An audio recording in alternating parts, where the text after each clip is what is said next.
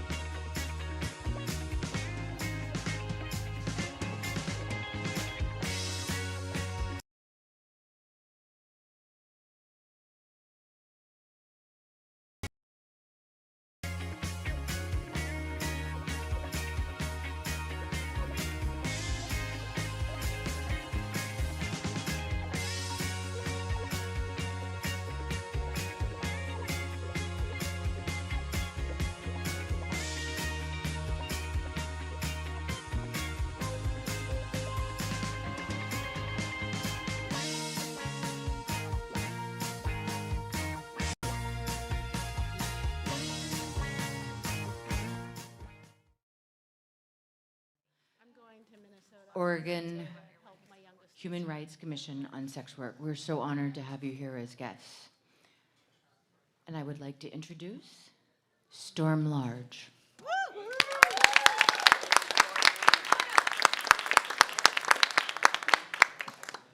Thank you, everyone, and I really appreciate you guys all coming out for this event. This has been a really important issue to me personally for a really long time, and I never thought I would live to see actual momentum in legislation. So this is a really tough time for a lot of us, but it's also a hopeful time because we're finding human rights and civil rights, and as we elevate some, the wind fills the sails of the other. So elevating one elevates us all. So I want to give a special thanks to our faith community who are here and who are tuning in.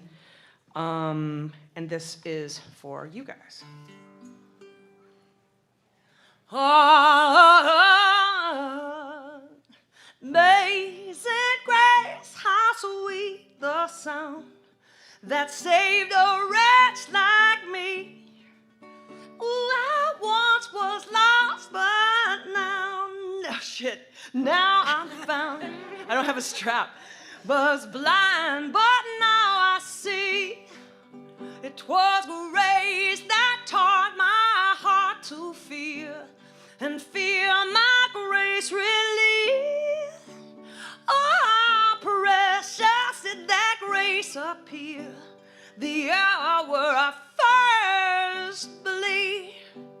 Through many dangers, toils, and snares, I have already come, and it was grace that brought me safely thus far, and oh, its grace will lead me home.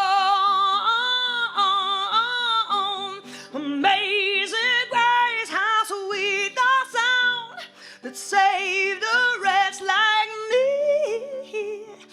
Once was lost, but now I'm found.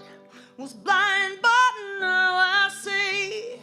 Though I once was lost, but now I'm found. Was blind, but now I see. I was blind, but now I see. I was blind, but now I see. Thank you guys very much. So for those of you guys tuning in out of curiosity or out of, anger, you might be tuning in and be like, oh, this is awful. If you're hate watching this right now, all I ask is you just listen. Because I thought I knew a lot about this topic. I did not. And the people you're going to listen to tonight are the bravest, brightest, most brilliant. The onus is always on the most vulnerable to educate the authority. So please, all I ask is just stay open and listen. You will learn something probably about yourself. So thank you very much.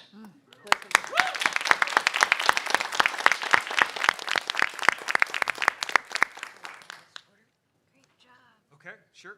All right, I call the meeting of this commission to order. Welcome, everyone. Thank you for being here. Is there a way that we want to do introductions of the members of the panel? You can go ahead and start. You want me to be first? Yeah. Okay. All right, very good. So I already said good evening and welcome. Thank you all for being here. For those of you that are participating in person, and for those that are watching this online, thank you for being here and listening. I anticipate that we are going to learn a lot in this hearing. We're going to hear a lot of moving stories, I believe, as well as insight into why a new legal approach to how we treat sex work and those who utilize or partake in the services that sex workers provide is needed. So my name's Rob Nose. I'm the state representative for House District 42, which consists of inner, southeast, and northeast Portland.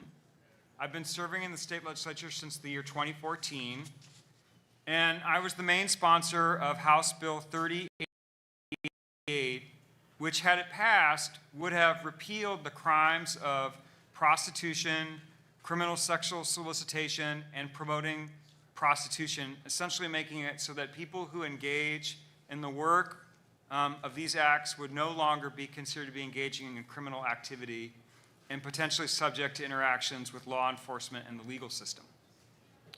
Now, I suspect that being a gay man, a trade unionist with almost 30 years of experience of standing workers, and being someone who has seen that our society needs fewer reasons to involve people in the criminal justice system, especially for something like sex, made this bill and this idea a pretty easy sell for me. I believe that the decriminalization of sex work and those who engage in it will lead to better public health and safety outcomes.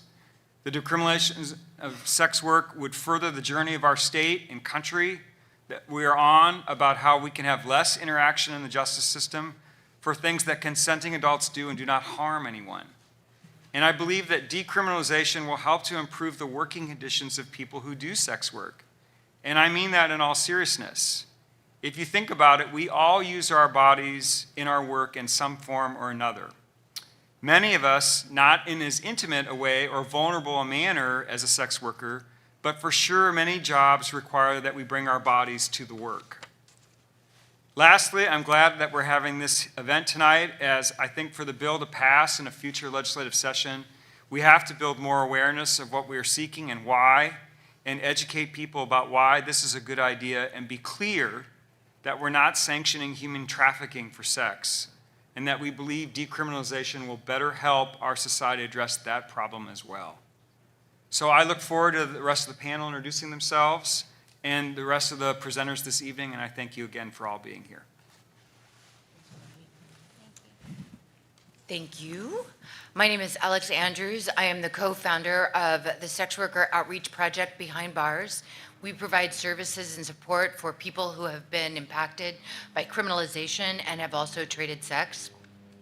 I have been an activist since 2008. Before that, I was a sex worker. I entered the industry in 1984. I have also been a victim of sexual assault. I have been a victim of domestic violence, and I am a survivor of exploitation.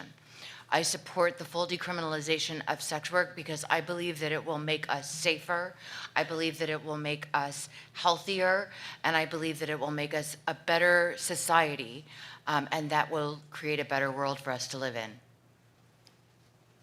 Who wants to go next? Ellie? I believe. Is there a list? Slides. Steiner Hayward. Oh, me. Hey, everybody.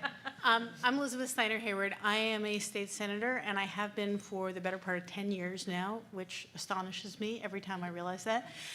I had hoped to be the co-chief sponsor on the Senate side of House Bill 3088 for many of the reasons that Rob outlined, but also because I am a staunch Democrat and in many ways a staunch libertarian. What adults do to earn money or for any purpose whatsoever, if it's safe and consensual, then that's their business and nobody else's. And it's certainly not the law's business. And for us to have sex work be criminalized is really a crime against consenting adults, regardless. And it also puts sex workers in a much more vulnerable position, because if you're afraid you're going to get arrested, then you're unwilling to go step forward when you've been assaulted or taken advantage of or exploited or anything else. That's got to stop. Categorically has to stop. So I'm honored, really honored, to be here tonight to listen to your stories, to learn more than I know now, because I know that that will happen. There's always more to learn. And I consider it an extraordinary privilege to be part of this commission. Thanks so much. Okay. Who do we have up next?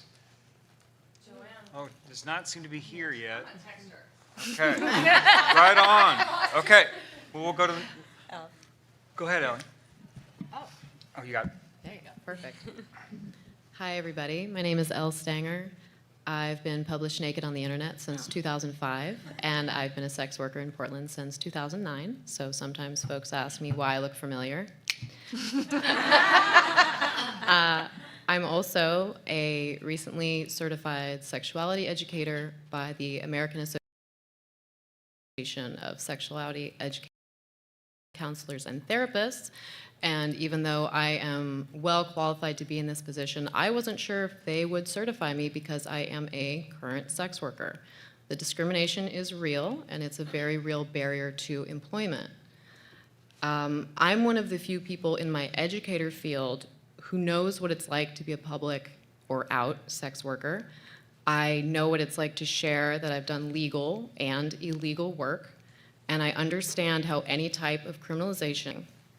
My short background story is that when I was a little kid, I saw Silence of the Lambs and wanted to be Jodie Foster and catch the bad guys. And then halfway through my criminology degree at Portland State, the economy collapsed and I started doing sex work. I didn't expect to fall in love with it, but I did. I completed my degree in criminology, but I never looked back because I knew at that point I didn't want to be part of a system and complicit in a system that hurts people and makes their lives harder. People who want to pay for touch are not inherently sick, sad, perverse, or harmful. I know this. In 2014, I interviewed Detective Brendan McGuire of Portland Police Bureau Sex Crimes Division, and he told me the media often mislabels and conflates trafficking and sex work to boost ratings.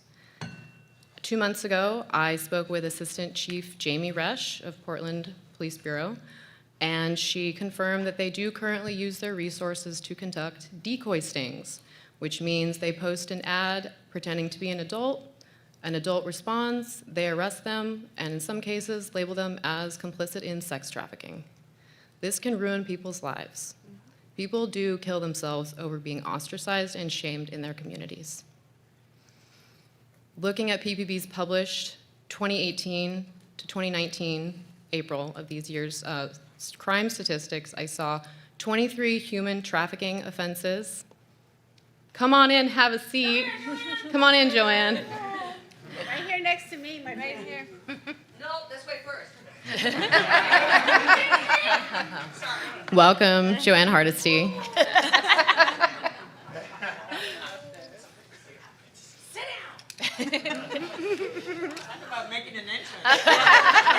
I was just reading about police crime statistics, so thank you for lightening the mood.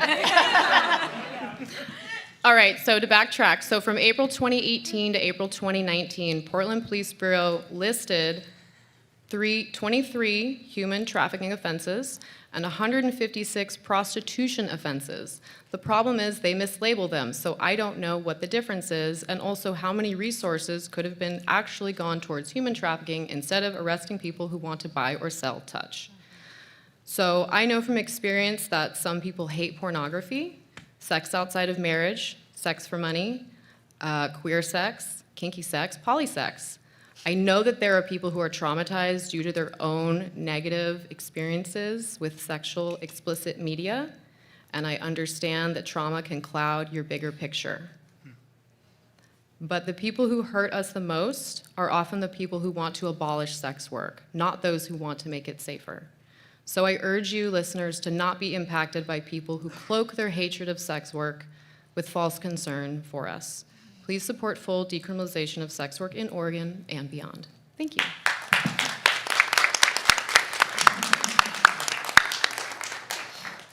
Who do we have next? Okay, we're gonna go back to the commission. Okay. Commissioner Hardesty, Yeah. you're up. You ready? What was I supposed to do? Somebody didn't make Why you're rehearsal. here. 3 We minutes. were and why you're here. 3 minutes. Well, first, thank you very much for the invitation. I'm honored to be part of this listening session this evening. This is a really important issue. As we reimagine what community safety looks like, we have to make sure that we're using our limited resources in a way that's building community and not destroying community. It's ironic that I came in as you were giving the data and the statistics because this is a question I've asked Chief Lavelle. I've said, can you actually unpack for me what is adult behavior and what is people being actually pushed into prostitution against their will who are underage and who have no say? Can you disaggregate that for me? because I can't find it on my own, and I'm pretty smart. I'm really good at looking for data and unpacking data, and I can't find it. So what that says to me is that we're painting a story very similar to the story of gun violence. We talk about gun violence without talking about domestic violence, right? As if all gun violence is the same. All sex work is not the same. And so I am honored to be here. I am pleased that I'm now surrounded by elected leaders who are trying to be more thoughtful, more intentional about how we spend our limited dollars, and stop believing the rhetoric around who keeps us safe and what safety looks like. So thank you, thank you, thank you.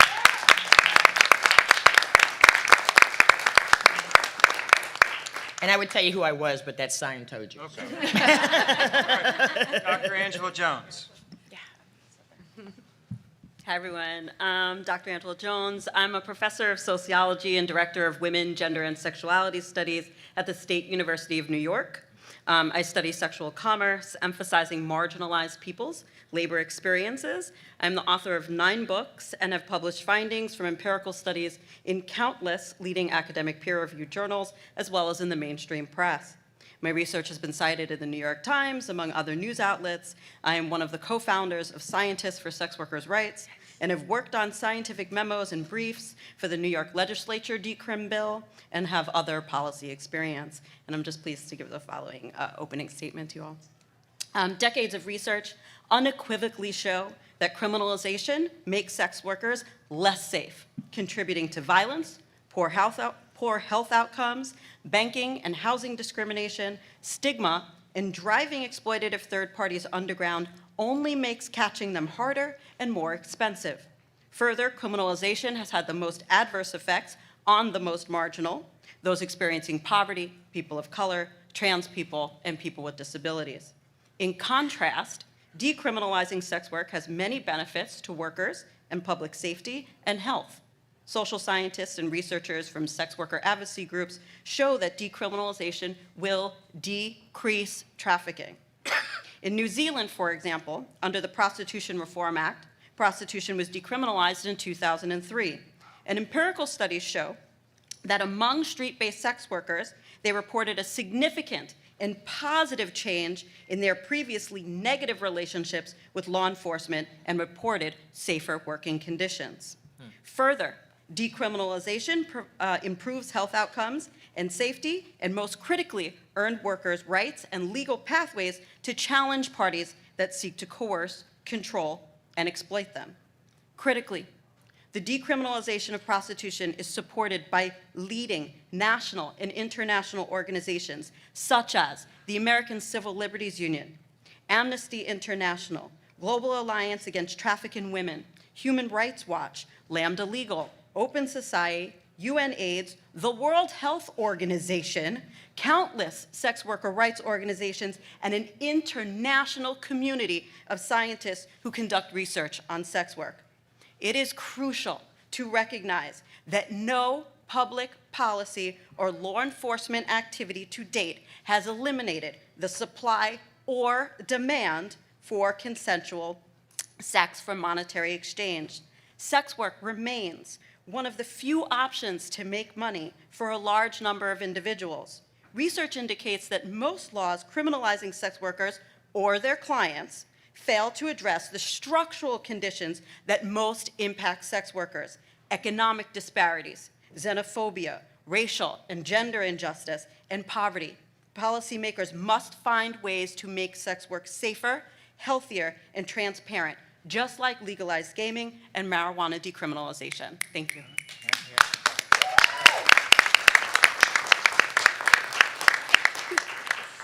Okay. Next we have Barbara Brentz. Dr. Barbara Brentz. Hi. I'm Barb Brentz. I'm a professor in the sociology department at the University of Nevada, Las Vegas. I've been studying the sex industry for the past 30 years. Most of my research has focused on the small rural brothel industry legal brothel industry in Nevada. But I've also been active lately in working with the Nevada legislature to try to improve that system, and I hope someday we can decriminalize sex work entirely in the entire state. Sex industry, I've also studied sex industry consumer and clients, and as part of a large survey, probably the largest survey to date of sex industry clients in the US and also the UK, and we have a book that just came out on that. I'm also involved in some research that's comparing legal systems, decriminalized systems in the US, Canada, the UK, and in New Zealand, where it's currently decriminalized. And so I can't wait for that comparative research to come out. I'm one of a large and growing number of people who are doing research on the sex industry, evidence-based research, peer-reviewed research, and what struck me over the years is that there's a lot of impassioned people in this debate, but relatively rarely have we relied on evidence-based research for this. And so I'm just thrilled that Angela, Dr. Jones and I are here on this session today, and we helped start not an organization, but a campaign, Scientists for Sex Worker Rights, and we recently had 250 individuals scholars who do research in this area sign on in support of decriminalizing sex work. So there's a lot of science behind what you're about to hear today. Overall, I will say what we know real quickly, in addition to what Dr. Jones had just said, is that there are a wide variety of individuals that do sex work, people from all social classes, races, genders, and experiences, all the way from the most marginalized to, there was one study of 7,000 college students that found 5% of them were involved in the sex industry. The research is pretty clear that the vast majority of people involved in the sex trade do so by choice or because they must earn a living. Force, coercion, trafficking happens, but it's relatively rare compared to the whole body of people who do work in the sex industry. The evidence is really clear, as you will hear today, that arresting sex workers or their clients does not help. In fact, it increases risk and may push sex workers by choice into trafficking situations. Kids selling sex on the streets tell researchers that it's not the pimps that worry them, it's getting food, housing, and shelter. That's what we need. The evidence is clear that where legislation has removed criminal penalties against sex work, that's the best way to fight HIV/AIDS. The evidence is so clear, as we've said, that 250 of the most respected scientists in the US and around the world recently called for federal and state legislators to decriminalize sex work as part of their efforts to reform the criminal justice system. So I implore you to listen to everyone today, scientists, as well as, and most importantly, individuals that are involved in the trade. Very good.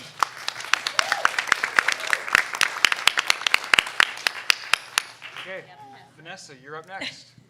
That's me. Hello, everybody. So my name is Vanessa Worry, and for the past 12 years, I've served in several capacities as a case manager, as a community health educator, behavioral health specialist, and community-based researcher in communities that reflect the multiple identities that I hold: current and former foster youth, homeless young adults, transition-age young people, runaway LGBTQ teens, and communities of Black transgender women with an emphasis on Black transgender women with multiple involvements in carceral settings. The perspective that I gained from and the informal data that I gathered through my interactions with the community highlighted that individuals who exist at the intersections of Blackness, queerness, transness, and womanhood, just to name a few, are disproportionately likelier to experience racialized and gender-based discrimination and violence that takes the form of limited access to full societal participation, negative interactions with law enforcement, and lack of access to the resources that enable us to meet our most basic needs. When we're talking about criminalization of sex work, we are opening up the most marginalized members of our society to added and increased violence, and the decriminalization of sex work is what will keep us safe. So as you listen to everyone around here, know that communities have always existed as able of articulating their own needs and organizing themselves to meet those needs. And when we say that we want decriminalization, it is in fact to keep us safe. Thank you.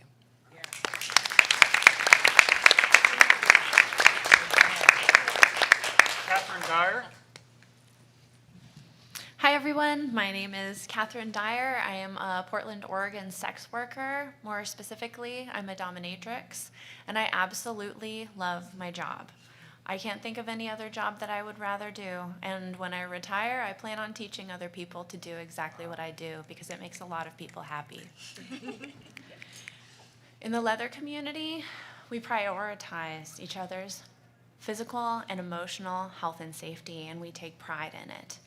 In Oregon, we have a rich culture of sex positivity, including our state standards on sex education, organizations like Sex Positive Portland, and community events like the Naked Bike Ride. As you listen to the testimonies tonight, I ask that you do so with these perspectives in mind, to think about the health and safety of our sex work community, and to consider sex to be an inherently positive, healthy, natural part of the human experience. I ask you to listen with an open mind, a humanizing heart, and in the spirit of sorry, this is very emotional for me. And in the spirit of embracing diversity. The reason that I am here is because I have faith that you will. Thank you very much. Right on.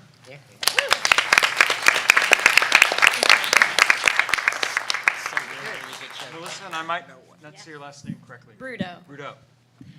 Hi, my name is Melissa Bruto. I'm a longtime activist and attorney for sex workers and survivors of human trafficking.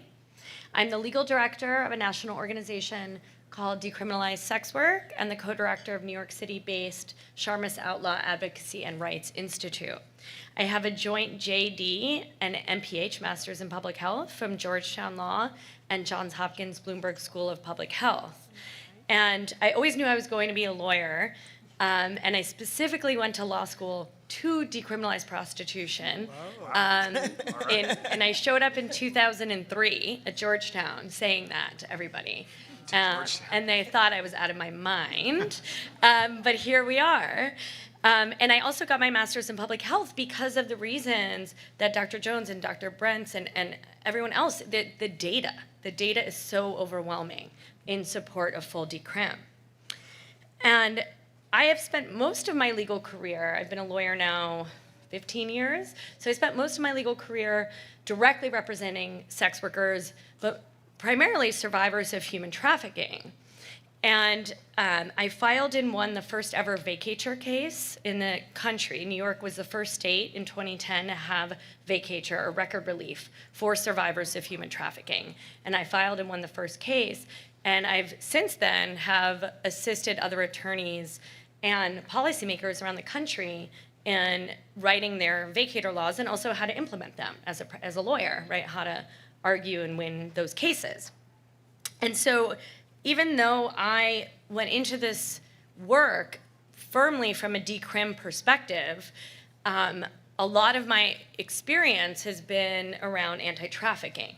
And so I think I occupy an interesting I have somewhat of a panoramic view of the industry as an outsider, as an attorney, somebody that has represented and advocated for people in such a wide spectrum of the sex industry. And now, I had this instinctive feeling, 20 plus years ago as an undergrad that we had to, as a staunch feminist, we had to decriminalize prostitution. And it's so exciting to see us at the precipice of significant nationwide legal change, right? It's of course state by state, right? State laws regulate prostitution. In every single state, it's fully criminalized, except for in Nevada, where, right, some rural counties can vote or choose to have brothels, but otherwise, we live in a criminalized regime, right? And so, I just want to very quickly, without taking up too much more time, give a little bit of an overview of where we sit nationally on a policy level right now, because it has been incredibly significant in the last 2 to 3 years, the legislative change that we've seen across the country. And I really believe, and I'm a New Yorker, so it's certainly not like I can speak, so much locally, but everything I know, Oregon has always led the way. We like to think that it's New York City or else, but like, we have Albany and nothing moves. So we're not going to go first, that's for sure. Maybe last. So, I just wanted to give a little bit of an overview of, of what is happening in some other states to situate, Oregon. And again, I really do think that Oregon and maybe some other states on the West Coast, and then some states in New England are really going to be the leaders here. And then maybe we can get to New York. But so in terms Florida. of New York, where where I live and I'm an attorney and I'm from, we did have some significant victories this past legislative session. We were able to finally repeal an extremely archaic loitering for the purpose of engaging in prostitution offense law. The Seattle City Council repealed that last year, if people recall, and we were finally able to do it in New York on a statewide level. We also were able to expand our vacatur law, or record relief for survivors of human trafficking, because we had fallen so behind in the last 10 years. We're still waiting on Cuomo to sign that. So hopefully that will occur. He needs all the help looking like he supports women that he can get right now. So hopefully he will sign that before the new year. There are also dueling Nordic model, or end demand, or entrapment model,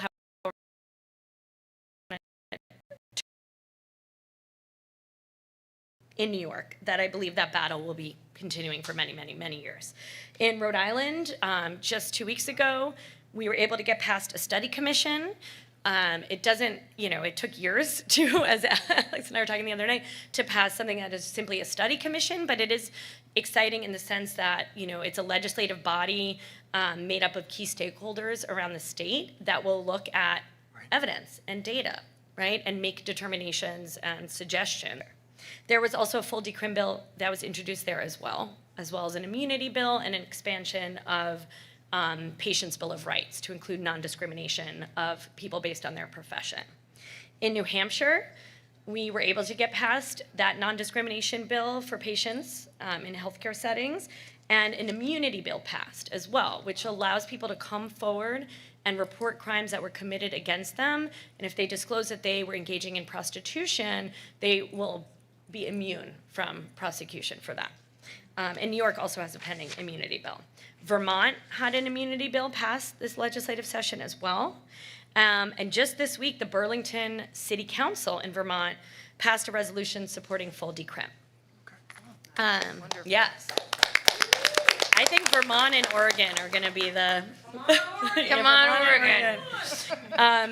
So there's a lot happening in a lot of states. So I just wanted to situate it, in a national perspective, Thank that you very things much. are moving along. So thank you. Right on. Okay. Okay, Amy Merrill. Hi. My name is Amy Marie Merrill. I'm the executive director of the Cupcake Girls. We provide confidential support to adult entertainers as well as sex trafficking survivors. I am pretty nervous to public speak. This is my first time not speaking to a Zoom screen in a year and a half, and I've never been nervous to public speak before. I don't know what's going on. Just look at us in little boxes. Yeah. I've worked in, my history and perspective comes from being a service worker, working with sex trafficking survivors, domestic violence survivors, as well as people in the adult entertainment industry now for the last 16 years. And the reason that I started this work was because of my first friend. I was homeschooled in Eugene, Oregon, and my first friend was a sex worker. And she let me know, trigger warning, rape and assault. She let me know that she was being abused by 2 police officers in Eugene, Oregon. And I was a really young teen, and she was my first friend, and I wasn't sure what to do with this information, and so I said, okay, let's go to the police department. And so we went to the police department, and we filed a complaint, and nothing happened. And then we went back, and we filed another complaint the next time that something happened, and nothing happened. And slowly but surely, she I don't even know how, got so much courage and empowerment inside of herself and started reaching out into the community and found 40 other women that were being assaulted by these two police officers. Wow. So Roger Majana and Juan Francisco Lara were prosecuted, which was a win, I guess. I have a lot of complex thoughts about the prison industrial complex myself, and if that was even okay, yeah, if it was enough. This specific situation opened my eyes to the hundreds of stories that were so similar to my friends, and opened my eyes to a community that I knew absolutely nothing about, and I haven't been able to stop looking at this community with honor. To be able to share the same world that they do. The tenacity and courage that comes out of this community is so phenomenal. After this situation, I moved to Portland, Oregon in 2009 to take a job at Wieden & Kennedy, where I worked for 9 years. And I was on a run with my dog by the Portland Art Museum on 11th and Jefferson and saw another woman being assaulted. And I ran backwards to Safeway because I didn't have cell phones. 2009, you didn't really carry those all the time yet, which is so wild. But a security guard at Safeway, he laughed at me when I said that she needed help. And he said, she's a prostitute. They're just going to arrest her anyway. And so I waited for the police department to get there. When they did arrive, I asked them, is this true? And I didn't know anything about the police department at that time. And they said, this is true. And I said, well, I want to talk to your manager. And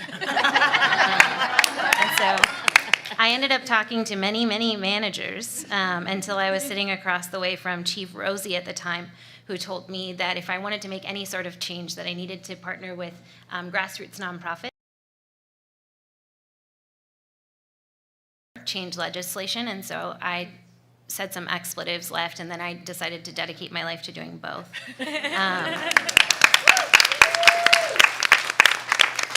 In my work, I've spent a lot of time reuniting parents with their children because their job is deemed unsafe. And then their children are placed into foster care, even though it's been proven for decades now that children are far better off to stay with their parents over foster care, except for extreme circumstances. Yep.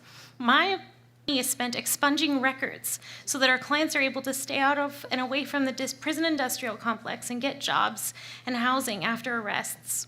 I'm ashamed that my tax money has gone to criminalization, and I'm frustrated that I'm also paying to undo the harm that our government is doing to these tenacious, courageous people. So I'm here to ask us all to really listen and lean in and hear these people. They are so courageous for being here, and I just want to honor all the sex workers tonight. They're in this room.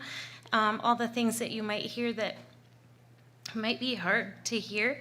Cupcake Girls make themselves available, and we have a counselor standing by if anybody needs to debrief after tonight.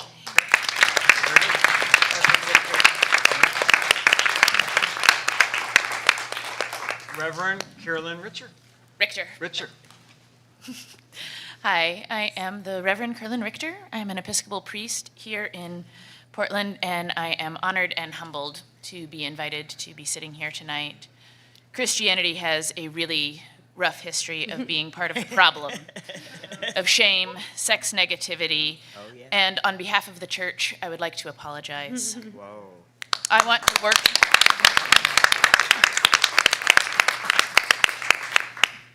I want to work towards healing and liberation, which is what I believe Jesus came here to do. I believe in a God who showed up in a human body and never once shied away from touch, women, or sex workers. That's true. The criminalization of sex work is much more about power, control, and shame than any Christian value of love, justice, or mercy. Amen.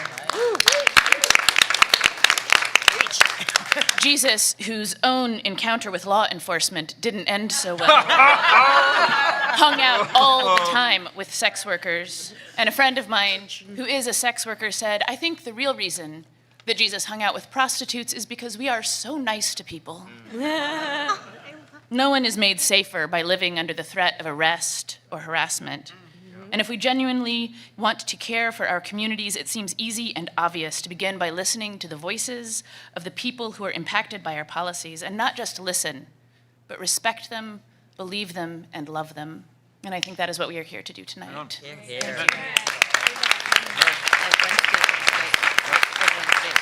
Okay.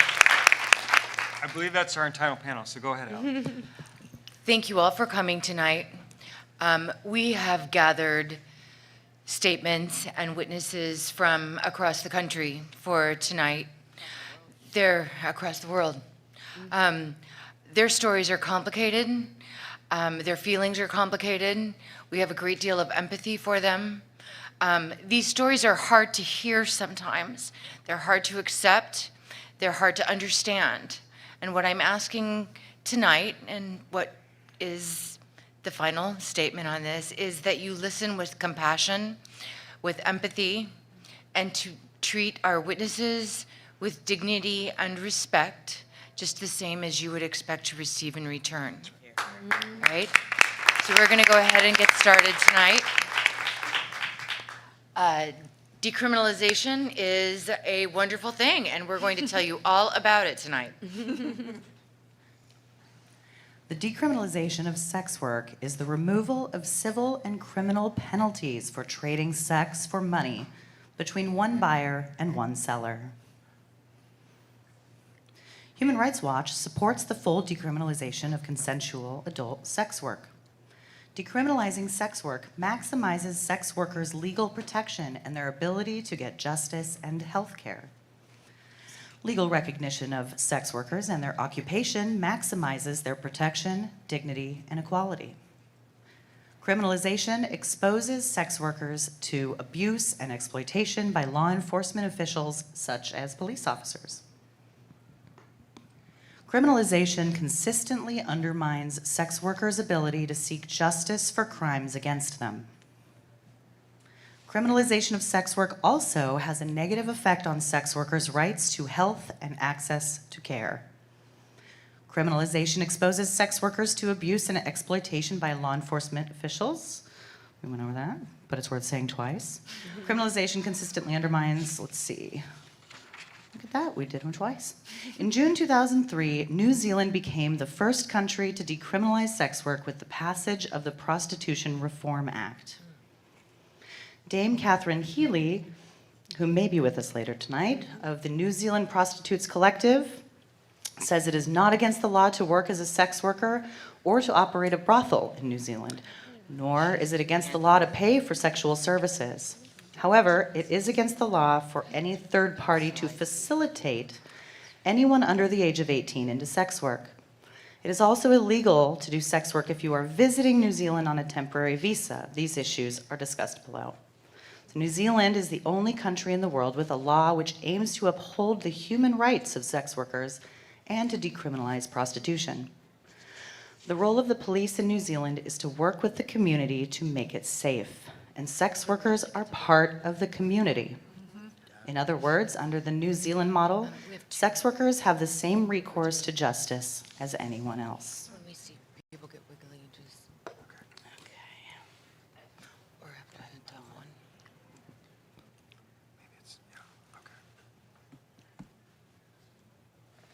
Catherine Healy is not on Zoom yet. Hello. No. My name is Corinne Hawk. No, we have Corinne. We can't hear. Thank you for letting me speak from home. Does she know? I just want to say thank you to the. Okay.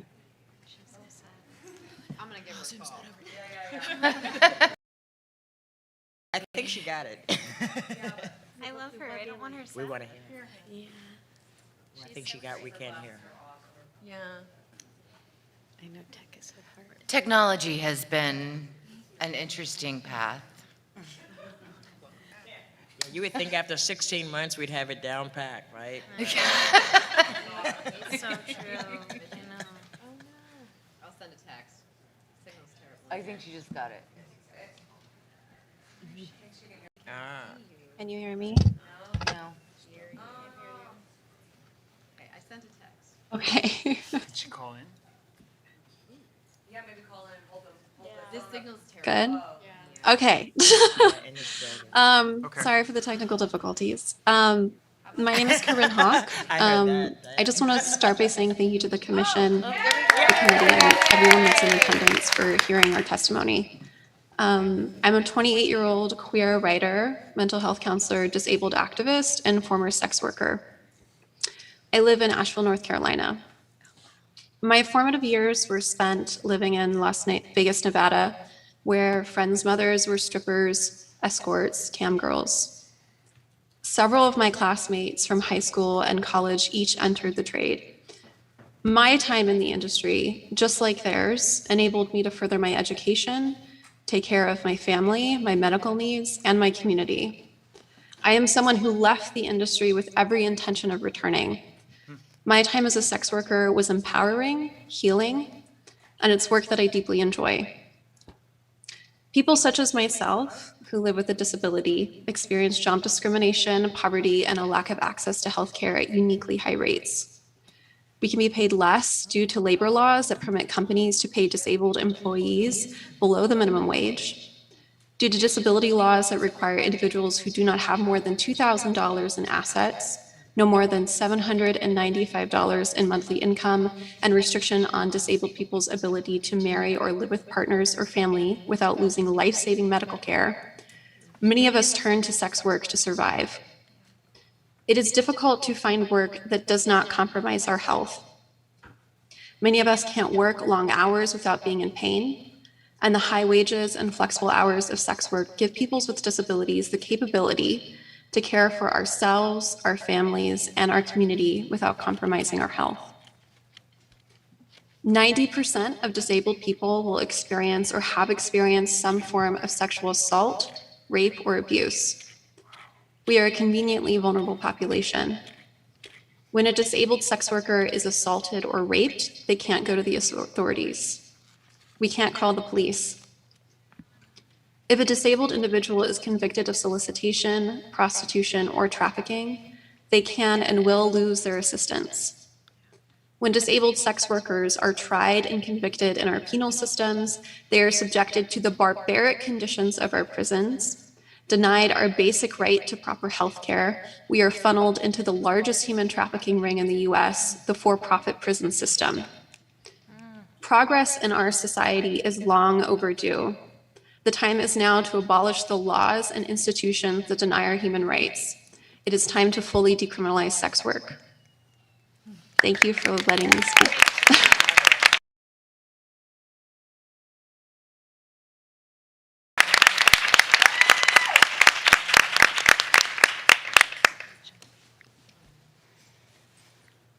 Next, we will be hearing from Nicole Gilliland, who will be with us in just one moment.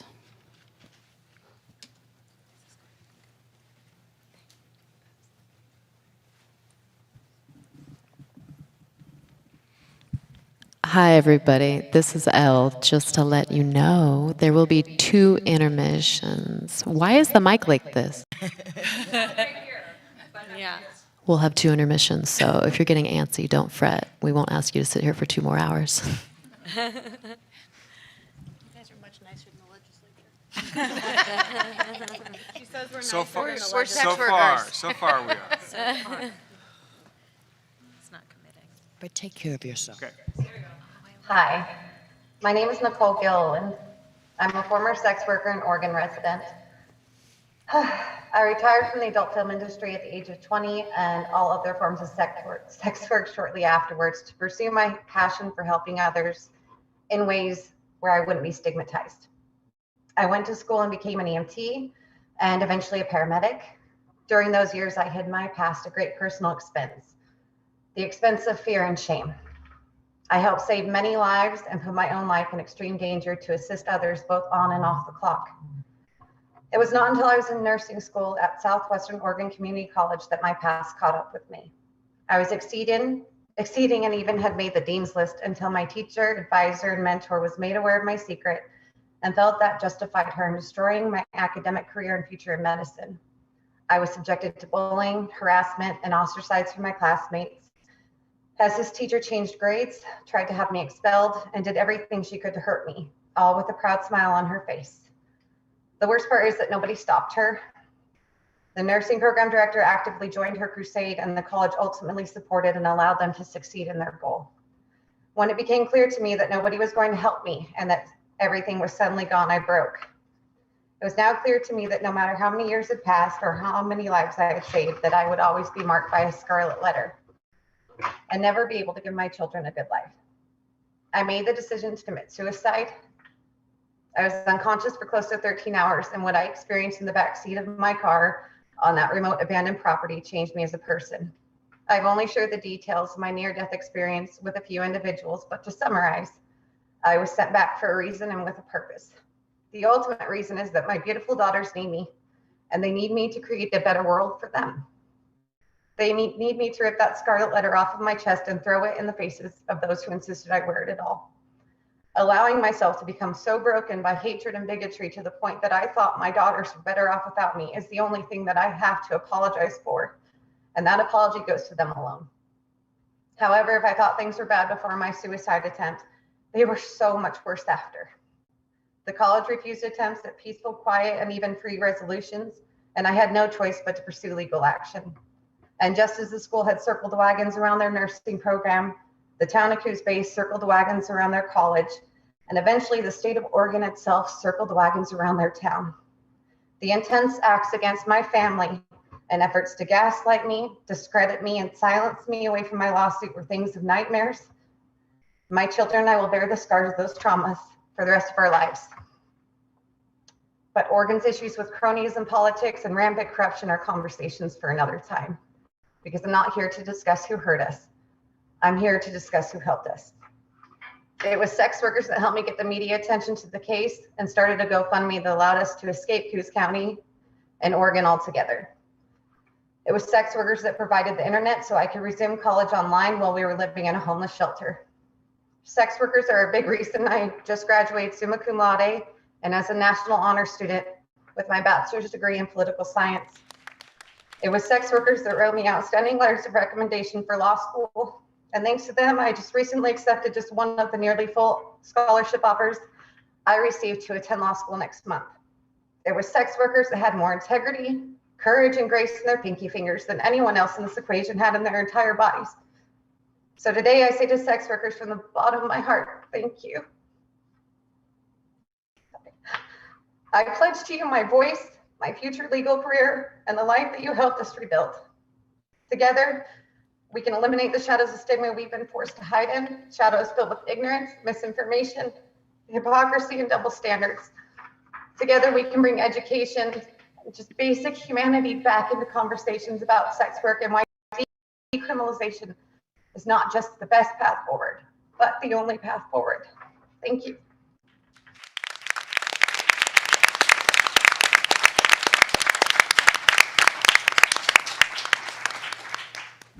Next up, we have Sandy Chung.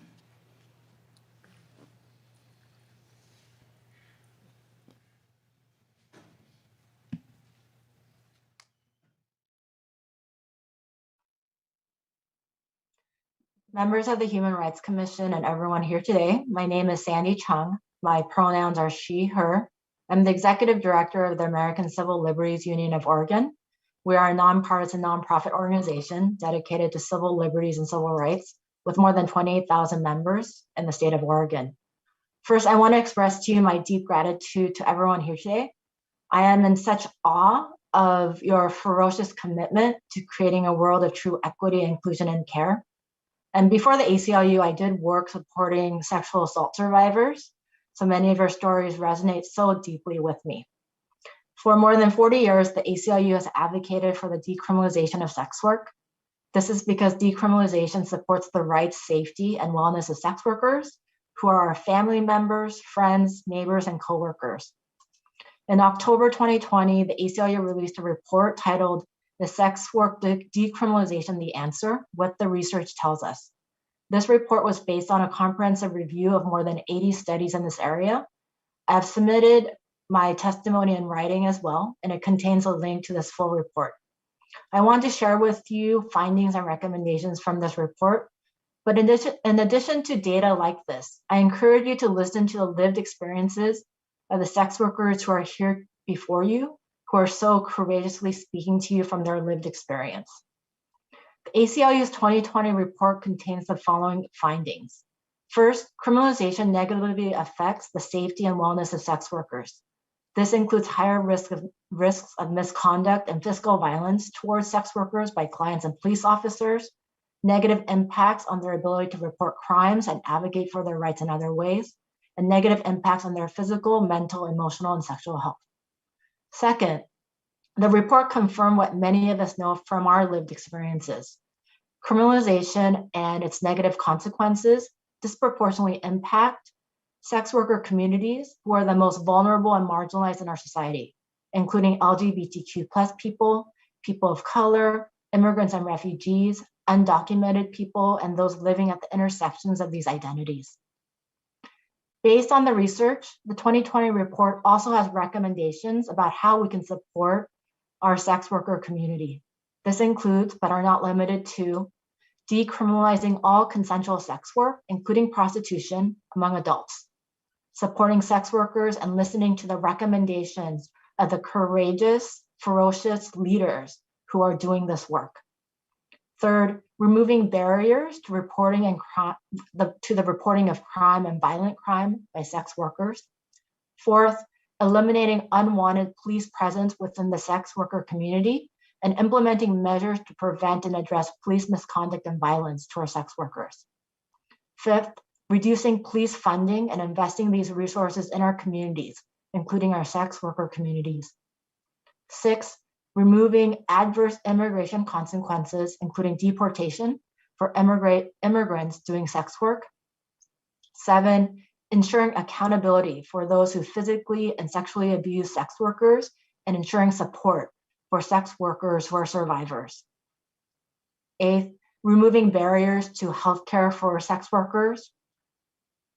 And then, as a final recommendation I want to share with you, but not the only one in the report, eliminating barriers faced by sex workers to accessing safe and affordable housing, public benefits, and employment opportunities, including restrictions based on past criminal records and other discriminatory policies and practices, including those that exclude transgender people.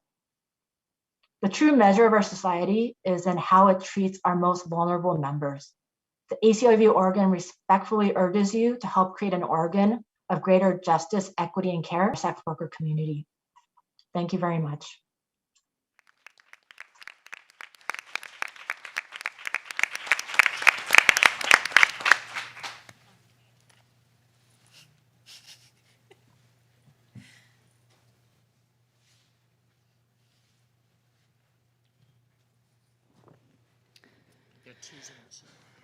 All right.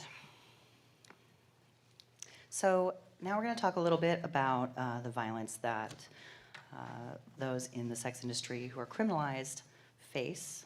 Some of this is pretty sensitive material. I just want to put a content note out there for you all.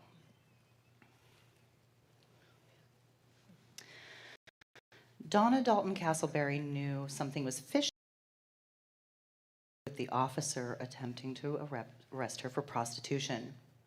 The 23-year-old didn't believe the man attempting to force her into his vehicle was in fact operating under the authority of any precinct.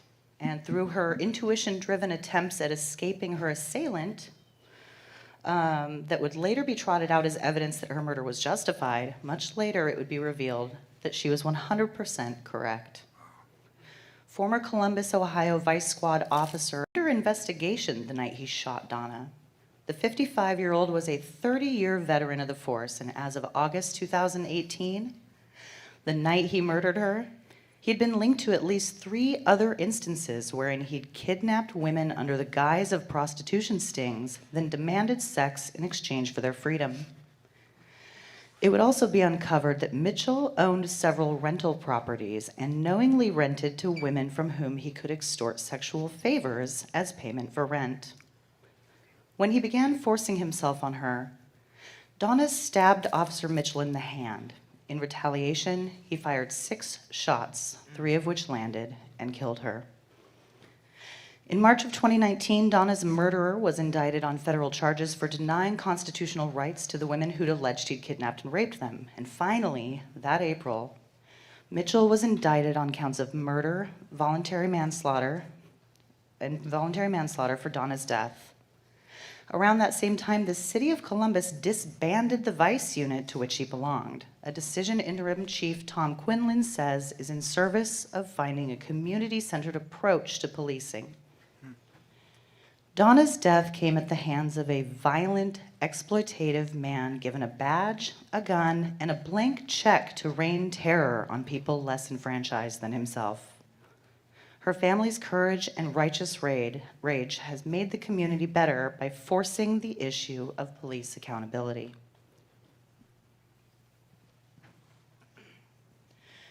Ricky Jolene Morgan was an energetic and curious young woman who struck out on her own at age 18 with dreams of becoming a dancer. When those dreams failed to manifest, Ricky turned to sex work to keep a roof over her head. She had a lot on her plate. She struggled with substance use disorder. She had young children.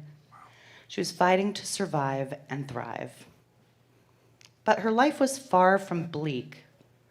Ricky, known as Layla to her chosen family, was a vibrant and engaged member of her community. She was a hobby theologian and a churchgoer. She spent a lot of time looking out for people. Those who knew her described her as having a hungry spirit and as being the kind of person who would go out of her way to help community members live and work safely in the streets of Kensington, a neighborhood in Philadelphia. On July 15th, 2016, Ricky met a man she believed to be a client. She'd been working out of an abandoned house in Kensington. When she took him there, he bludgeoned her with a brick and stabbed her before fleeing the scene. Ricky ran from the building and into the street where she screamed for help until she collapsed. She was declared dead at the scene. Ricky's murder devastated her friends and family. The search for her killer has been incredibly draining. There's a suspect in custody, a man linked to multiple similar attacks on women in the same area, but the case has dragged on now for over 4 years without resolution. Ricky was a fighter, a hard worker who kept her head held high and never lost the curiosity or loving nature from her mother's description of her childhood demeanor as angel baby. She maintained 2 lives, and the one she lived on the streets of Philadelphia largely kept her away from her loved ones. The tragedy is that Ricky never got the chance to reintegrate and reconcile those elements of herself, something she clearly aimed to do. Ricky Jolene Morgan, who is only 35 years old at the time of her murder, deserved to see the fruits of her labor. She deserved to toil and stumble, push through and prosper. She deserved to participate in her community and to love her children. Ricky deserved to live.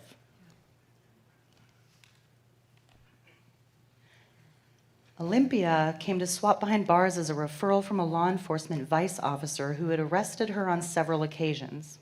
We assisted her with contacting the victim's advocate to press charges on a violent pimp who was a person of interest in the homicide of an Orlando police officer.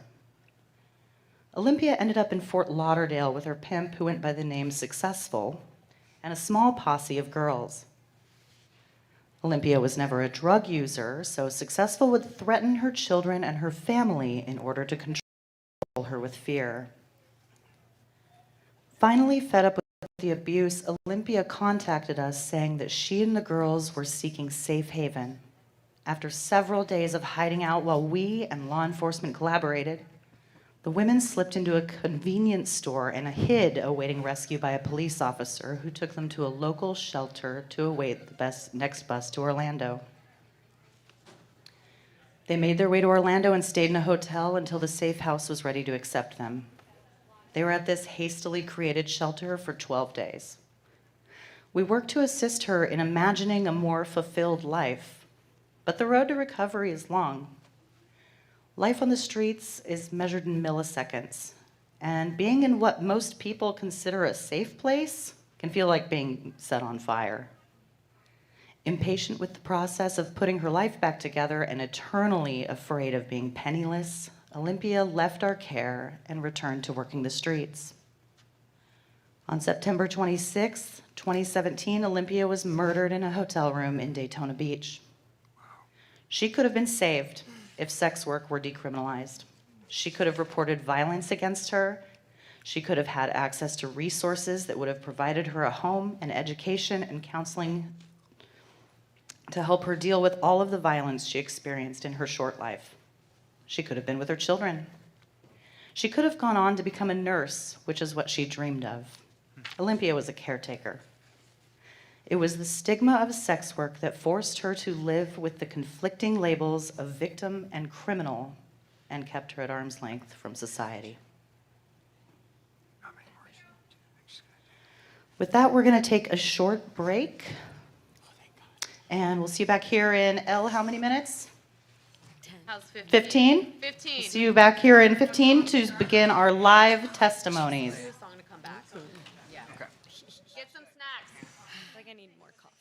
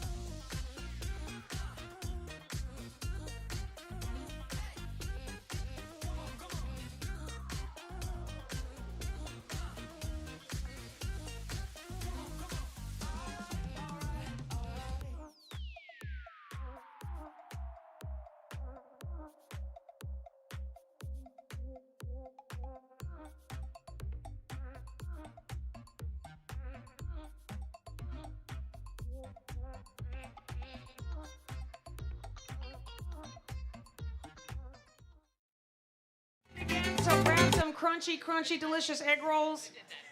I didn't make them. You're welcome for that.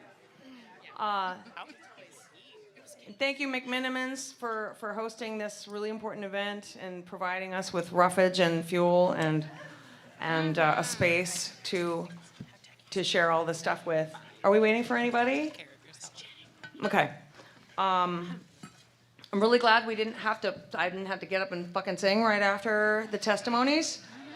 So I'm really, really happy that you guys are all staying here and taking all of this in. I'm gonna play a song from, I don't remember, Elle sent me a suggestion of a song, Pete Seeger song from civil rights era. And you know, the legislative, we're gonna, this is going to pass. Oregon is gonna fuck Vermont. You know, we're gonna get this. We are gonna get this. There we go. I mean, I love me some Vermont. But we're on it. I know. We got a really good team. And this is obviously, as what you are gleaning from all of this information, testimony, science, data, is that this is a human rights issue, and when you call someone a criminal, you take away their humanity and you give the rest of society and authority permission to abuse them. So sometimes I know I'm good at talking, and I can make you believe all kinds of shit, but even on my best day, I cannot convince Americans based on this Puritan fucking pilgrim frontways missionary like sex only for having babies shit, you know, shame and fear around sex that feeds misogyny, that feeds homophobia, that even is part of racism in some science. So I can't convince people to not be afraid. I mean, people are afraid to teach their kids sex education because of this shame and and shame is the cancer of our society. And so sometimes the law has to lead society because, like with cannabis, with gay marriage, with gay rights, with women's rights, with Brown versus Board of Education, we had to send the military to walk children to school because it was the law and people weren't ready. And we still, God knows, have so far to go in civil and human rights in this country. And we're not going to be able to defeat the shame, but we can at least push for the laws that make sense to protect everyone. So here's a little Pete Seeger for that shit. Oh. And I'm not gonna fucking cry. Shut up! Oh. I might need that. How was the thing? It was great, but then Storm started crying. It was weird.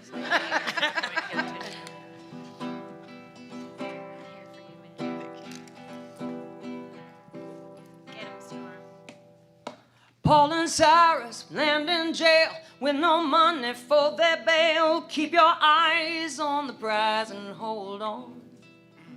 Paul and Cyrus thought they was lost. Dungeon shook and the chains came off. Keep your eyes on the prize and hold on.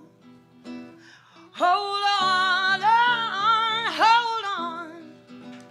Keep your eyes on the prize and hold on. Ooh, ooh, ooh, ooh, ooh, ooh, ooh, ooh, ooh. Ooh, na na na na na na na na. Hold on. Keep your eyes on the prize and hold on. Only thing that we got wrong, and we stayed in the wild too long. Keep your eyes on the prize and hold on. Only thing that we got right was the day that we started this fight. So keep your eyes on the prize and hold on. Oh, oh, hold on. Oh, hold on. Keep your eyes on the prize and hold on. Oh, hold on.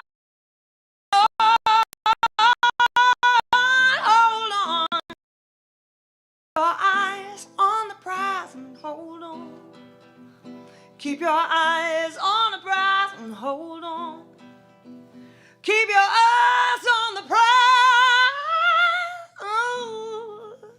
and hold on.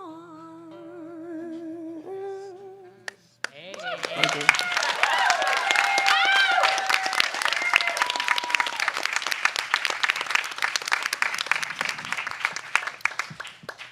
Okay. I can, not as well as you. So before we begin again with the testimony and the witnesses that we're going to hear from, I believe we're going to hear from folks live for a little while. I just want to take the co-chair's prerogative and give a little shout out to staff from Commissioner Carmen Rubio's office who are here, staff who are here from District Attorney Mike Schmidt. Thank you both for being here. And two fellow electeds who are in the audience here to become educated and learn and witness. I'd ask them to stand up since they are elected officials. Representative Maxine Dexter and Commissioner Sharon Myron. So thank you both for being here. And with that, let's go ahead. Can I just say something? Sure. So I didn't mention it, but it's on my bio. I'm a family physician. I'm here because this is a healthcare issue. This is a public health issue, as Melissa said. Both of my colleagues, Representative Dexter is one of my representatives. She's a physician. Commissioner Myron is a physician. Yes, yes. We are here because we understand that people who are marginalized are discriminated against in healthcare. Yes. And until we decriminalize sex work, sex workers are going to be marginalized and discriminated against in healthcare. And that's one of the reasons you see physicians caring deeply, elected physicians caring deeply about this issue. Thank you, Rob. All right. We're going to be leading off with some live testimony tonight. Please be aware that there are members of our community who will be testifying that do not wish to be photographed. For whatever reason, it doesn't matter why, they've chosen not to show their face, and we would appreciate it if you make sure that you follow those Honor that respect. Respect that, honor that. Don't take their picture. You know, all right? Good job, Alex. We're going to be hearing from Vanessa Worry, and she's going to be discussing violence and youth. So I'll just start by sharing that. A little closer to the mic. Closer. All right. Closer. Closer. A little louder. All right. So Thank you. Somehow with criminalization, we've leaned into this idea that it's the answer, rather than addressing the systemic, institutional, racialized, and gendered barriers that often necessitate engaging in sex work for survival, or without critically examining what it actually takes to keep people safe, or what it actually takes to provide them with the resources they need in order to sustain. A study conducted by the National Center for Transgender Equality found that at least 70% of respondents reported being discriminated against while seeking employment on the basis of their identity, and nearly 40% have experienced being denied access to shelters or kicked out of shelters based on their identity. Respondents who are Black were the highest reported in terms of engaging in sex work, and the same study also found that transgender Americans are 2 times more likely than their counterparts to live in extreme poverty, earning less than $10,000 a year. I personally am unaware of any place in America where I can meet all this a year. Please let me know if you know a place. There seems to be a bit of this logical fallacy, I want to say, when we think criminalizing sex work keeps people safe and discourages sex trafficking and the exploitation of minors. It doesn't, and it hasn't. But here we are. At the end of the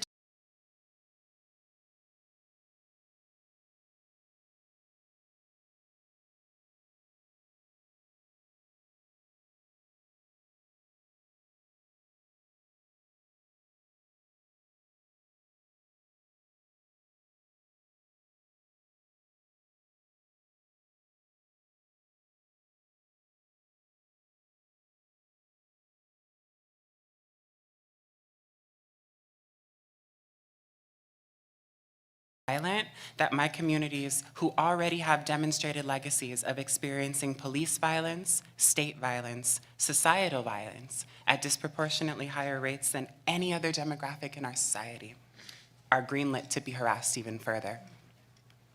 Criminalizing sex work has led to what has been known as the walking while trans ban in several states, which is written as and quietly signals that trans people can be stopped by law enforcement at their discretion under the suspicion that the individual intended to engage in trading sex. So imagine me minding my business, walking down the street, and because I look like this, I can be stopped, accused, and arrested on the suspicion that I am trading sex. It means that whether or not I was engaging in sex work, if I'm sexually assaulted as a Black transgender woman, I'm given even more terms of reporting it. Because I may be in more trouble and bring more trouble on myself simply for who I am. And how counter-intentional that is when the idea behind criminalizing sex work is thought to make people safer. We need to critically examine what it actually takes to make people safe. And our communities, as I said before, have been saying the exact same thing over and over. We have been articulating clearly what we actually need. And it's interesting that it tends to be people who are not a part of this community who have the most to say about what it actually takes to keep us safe, when we have actually been doing a great job at letting folks know what we need. So wherever you are, take this back to your circles and actually have the conversations about what it takes to provide more access to the things that we actually need. Opportunities and access to higher education, to gainful employment, to supportive services.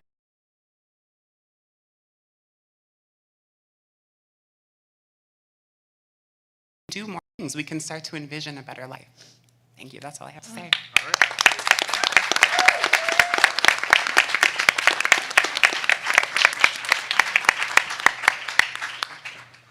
Who do we have next? Next, we have Dr. Eveline Dacker. She's a family physician from Salem, Oregon, the former executive director of Sex Positive Portland and Sex Plus Consent Education. Okay, welcome. Thanks for being here. Yeah, thank you. All of a sudden, I got really nervous. Thank you, and I'm one of your family physicians here who are, because I've seen what happens when we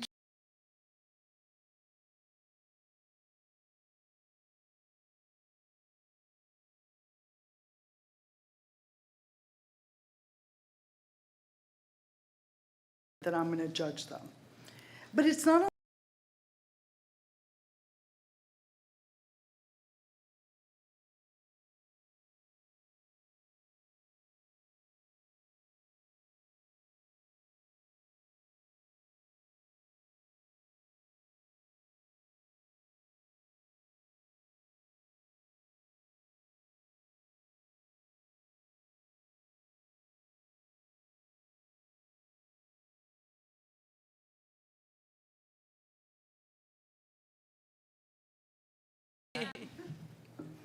You're good. I feel so strongly that sexuality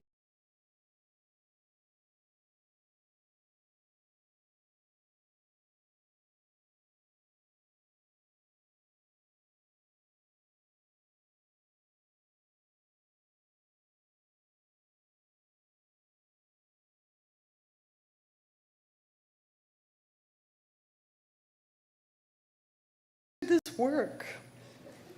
So how could we continue to do this and criminalize this such important modality? I have friends that are sex workers. I have lovers that are sex workers.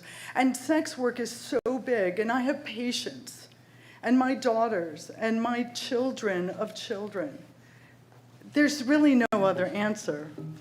So let's do this thing. Thank you. Thank you so much for sharing.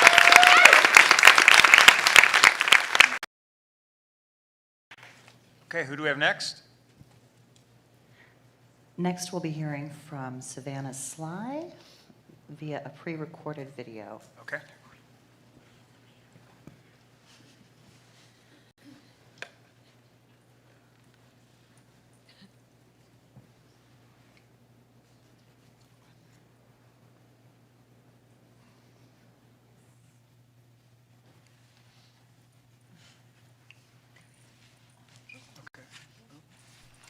Hi, my name is Savannah Sly, and I'm a sex worker based in the Pacific Northwest. I'm calling in today to testify in favor of the full decriminalization of sex work.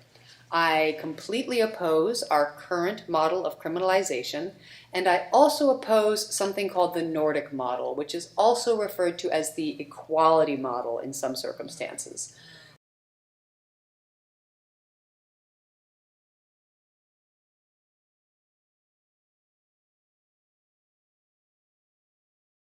Equality model completely fails to differentiate between sex work and sex trafficking.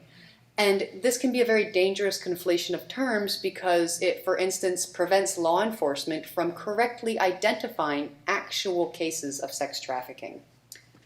Through public shaming campaigns and harsh legal penalties, the equality model seeks to discourage clients from connecting with sex workers. Since people sell sexual services in order to make money, decreasing the client pool can have disastrous effects on the stability and well-being of people in the sex trade. When there are fewer clients in the sex trade economy, competition increases. When competition increases, prices for services go down. This means that sex workers either have to see or they need to offer a broader range of services. This means that sex workers have less say over the where business is conducted by. The equality model literally creates a buyer's market, meaning that sex workers and victims of exploitation alike have less leverage to advocate for important safety measures such as condom use. The equality model does nothing to address root causes of violence in the sex trade, and it in fact increases the odds that someone will be exploited in it. In many ways, the equality model reminds me of the war on drugs. Trying to end exploitation in the sex trade by arresting all the clients is a lot like trying to end the opioid epidemic by arresting tens of thousands of pot smokers. We need to learn lessons from the failed war on drugs. Prohibition doesn't work. Prohibition has harmful repercussions. We need a new approach. Globally and across the US, sex workers are demanding decriminalization. Decriminalization will better enable law enforcement to correctly identify situations of sex trafficking. And under decriminalization, violent crimes such as rape, assault, kidnapping, and sex trafficking will all remain crimes. Under decriminalization, sex workers and victims of exploitation alike will have better abilities to access 911 services because we won't be afraid of being arrested. It's time for a change. It's time to decriminalize sex work. Thank you so much for listening.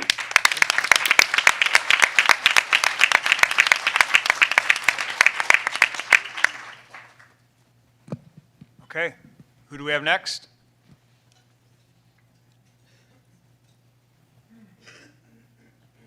All right, next we have a statement that I'm going to read from Ricky Joy Levy, who could not be with us tonight, but sends her sincerest regards.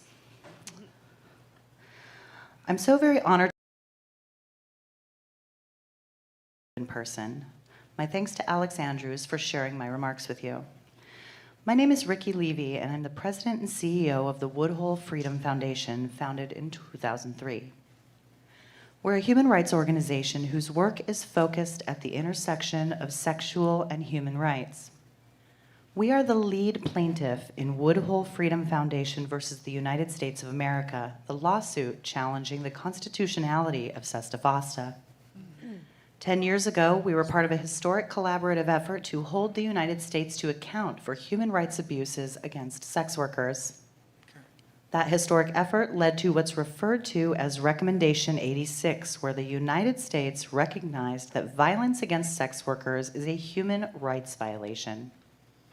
Fast forward to today, 10 years later, having this exciting conversation about decriminalizing sex work in the great state of Oregon. As with all human rights work, the work to decriminalize prostitution is integrally connected to the work for social and economic justice, because without those things, there is no sexual freedom, and conversely, without sexual freedom, social or economic justice will not be complete. Our fundamental human right to sexual freedom means that we have a right to bodily autonomy, which means we can decide how we use our bodies, in labor or otherwise. Prostitution involves people choosing to have sex and use their body to make a living. For sexual freedom to be fully recognized as a human right, we have to address the issues of forced labor and trafficking. The criminalization of prostitution is not the answer. The criminalization of prostitution is about controlling our bodies, controlling our access to and participation in labor, in pleasure, in sexual expression. It's about sex. That's the bottom line. Trafficking occurs in all forms of labor, yet we don't criminalize the growing or eating of tomatoes in order to combat trafficking in agriculture any more than we criminalize the cleaning of hotels or homes to combat domestic trafficking. In fact, criminalization makes it more difficult to protect victims by imposing a double burden on them, the burden of prosecution on top of the burden of victimization. Restricting, punishing, criminalizing prostitution is, at heart, another way to restrict sex and pleasure, limiting our fundamental human right to personal autonomy. Criminalization is another example where the war against sex and pleasure have led to laws and policies based on false rhetoric. Decriminalization is the long overdue answer. The Woodhull Freedom Foundation fully supports the right of the individual to consensually exchange sex with another person. I am awed at the courage, the bravery of every one of you who will be sharing your story here with us today. Sex worker rights are human rights, period.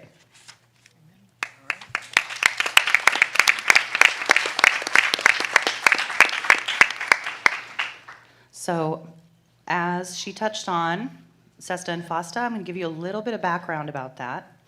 On the 11th of April in 2018, then President Trump signed into law 2 bills which have negatively impacted sex workers: the Stop Enabling Sex Traffickers Act, SESTA, and Allow States and Victims to Fight Online Sex Trafficking Act, FOSTA.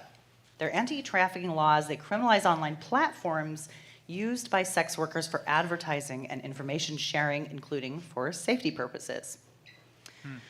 So this legislation impacts the ability of sex workers to use the internet to advertise and provide services, share information, and protect themselves. The End Banking for Human Traffickers Act, passed by the U.S. House of Representatives on the 24th of April that same year, amends the 2000 Victims of Trafficking and Surveillance by Financial Institutions to, quote, detect financial transactions relating to severe forms of trafficking in persons. Due to the conflation of sex work and trafficking, this legislation will impact the ability of sex workers to access financial institutions. Not having access to banking increases the vulnerability of sex workers and decreases their ability to safely navigate the world.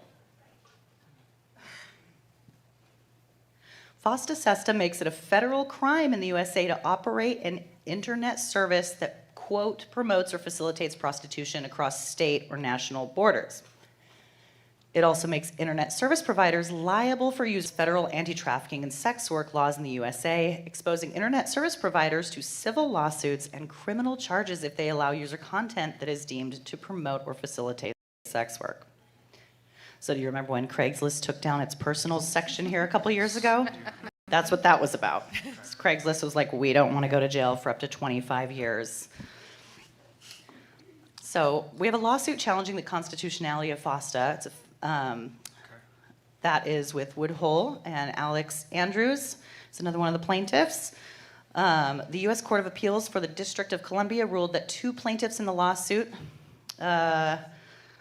by Woodhull Freedom Foundation, Human Rights Watch, Alex Andrews, the Internet Archive, and Ed Kosick to block enforcement of the Allow States and Victims to Fight Online Sex Trafficking Act, FOSTA, had standing to pursue their constitutional challenge to the statute. The lawsuit argues that the act expansively criminalizes online speech relating to sex work and removes important protections for online intermediaries in violation of their First Amendment rights. All right, next we will be hearing from Kara Alexander.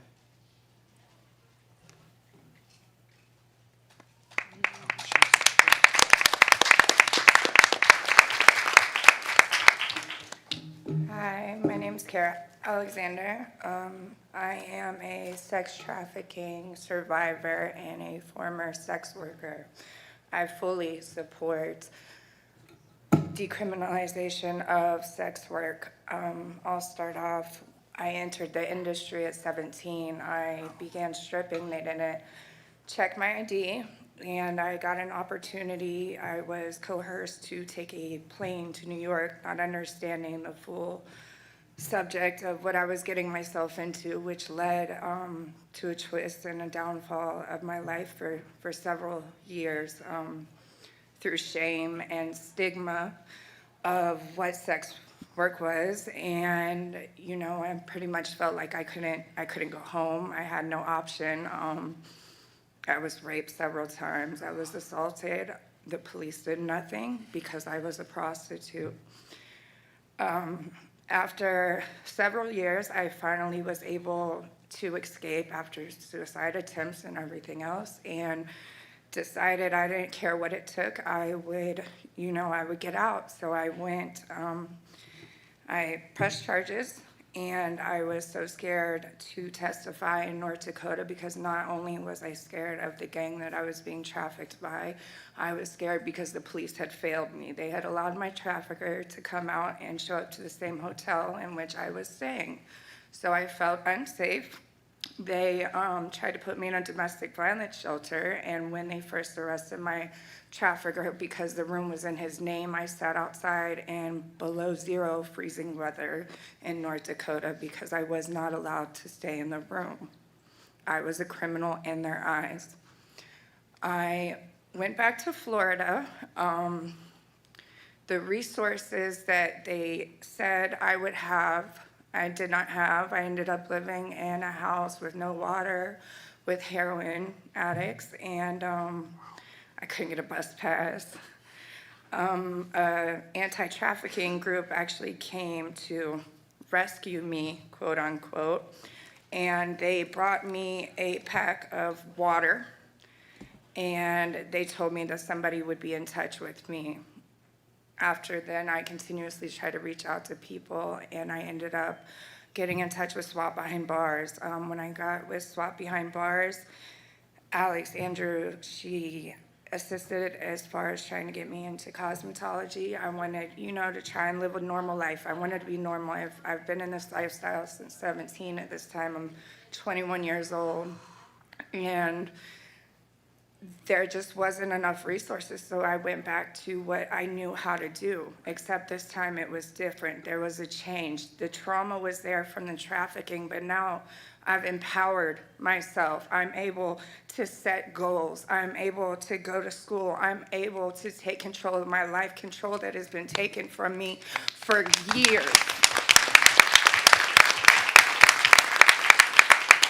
So I continued on, and then FOSTA-SESTA came. I was putting myself through, I obtained my GED, and I was putting myself through school. That changed. They then took back the control that I felt like I had. Now I'm back homeless and putting into unsafe situations, as far as going back to trying to pick up clients, to make ends meet, to pay my hotel. I lost my house. I lost my car. I had to drop out of school. And I could not get a job anywhere. I am a certified sex trafficking victim in New York State and would bring my paperwork to Wawa, to Family Dollar, and they still would not hire me. I am not a felon. I have only misdemeanor solicitation charges from being trafficked, but yet nobody would hear it. It was looked at as the most immoral, unsuitable thing as a woman, and I was discriminated against. So I dropped out of school. I went back. I still, to this day, I struggle. I finally put myself back into school, which because of my criminal charges, I graduated with a diploma for medical assistant, but they failed to make me aware that I can't pass the level 2 background. So therefore, I owe student loans, further putting me in debt. Still have criminal charges pending against me, even though I was their victim, quote unquote. I am a survivor. But yet it's still to this day at 32 years old, I'm still trying to regain my life. I support anti-trafficking to the fullest. There's some great orgs out there, don't get me wrong, but the resources are not there. So we need to take a look at the resources. We need to stop the criminalization, because not only was I exploited by a gang, I was exploited by the system, and I'm still held accountable every single day for it. So I may heal from the past of being trafficked, but every day I have to look at, where am I gonna have a job? Can I get into an apartment? I have to pay $1,000, like thousands of dollars, to move into an apartment, not because of evictions, but because of my past. I support DCRIM as a sex trafficking survivor and as a former sex worker. Thank you.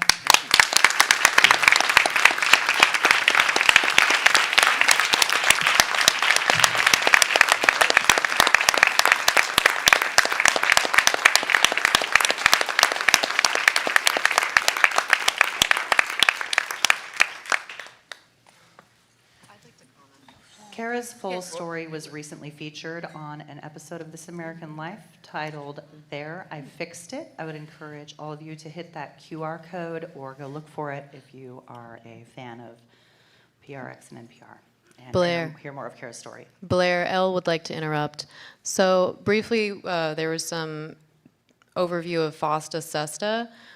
I know it's complicated and really kind of boring to listen to legislation impacts. Basically, We don't think it's boring. Well, this is the right audience.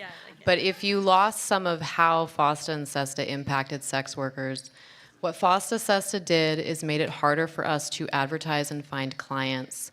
The reason that a lot of sex workers are losing their social media accounts on Facebook and Instagram, and why Tumblr banned nudity, is because if any of those platforms host a user who is engaging in prostitution or is a survivor of trafficking, now the platform is held liable.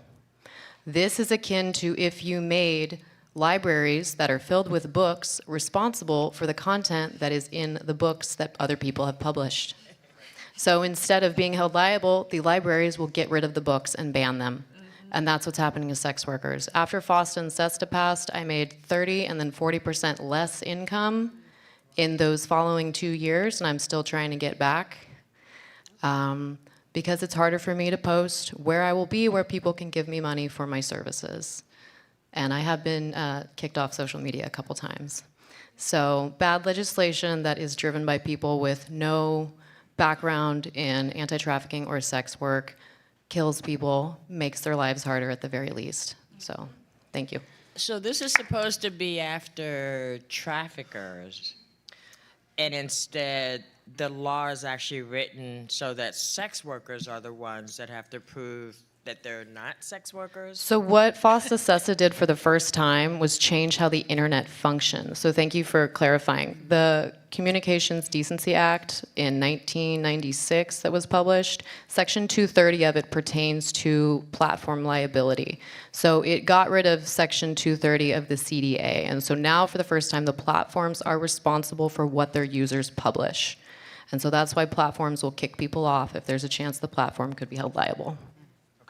Thank you for that clarification. Yeah, it's also worth noting that it does, there's nothing in the law as it's written that actually impacts potential victims or people experiencing exploitation in a positive way. So it only hurts people. It does not actually help anyone. And in fact, it hinders law enforcement's efforts pretty significantly.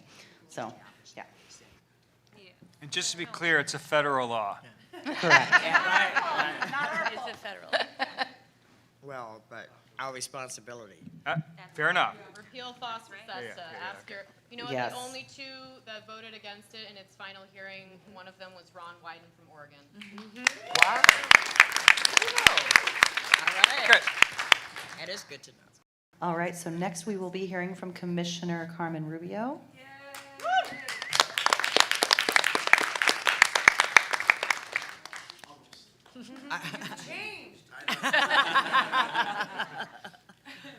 So, hello, Commission. My name is Ricardo Luján Valerio. I am Commissioner Rubio's Policy Director. She unfortunately could not make tonight in tonight's event, but she did write a statement and asked for me to share it with you tonight. So, Okay. If you may not know me, my name is Carmen Rubio, and I am a Portland City Commissioner. I want to thank you for the chance to speak today at this historic gathering alongside people with such important lived experiences, people whose experiences have been silenced for too long. I also want to thank Rep. Nose in his efforts in advancing a progressive change in this topic through inclusive policy, efforts that I believe Commissioner Harsey has been vocal about and I support. I stand here today alongside others in strong support of full decriminalization of anti-prostitution laws. These laws are oppressive, discriminatory laws, threaten sex workers' access to justice, health, and social services, and denies the rights to self-determination. Decriminalization is necessary so that we can focus on the business of workers' rights and equity in the sex sector, and also to refocus the fight against trafficking to where it belongs, on the trafficker, not the victims or workers. Right. Decriminalization also prevents workers from being additionally exploited and abused by bad actors within the institutions and entities meant to help them. This work has been a long time coming, and I am so grateful for the leadership at the state, local, and community level for making huge strides towards the change we need to see for this terribly marginalized community. But we still have to push for further recognition and reform for many that still face punitive consequences under our current laws. Our emergency and prosecutorial resources should not be spent on consenting adults that make a self-determined and informed decision to enter this line of work. Portlanders have resoundingly told our council that they need us to work together to meet Portland's challenges with urgency. And one of those challenges is significant community safety reform. And this reform includes the safety of all community members, regardless of who they are or where they work.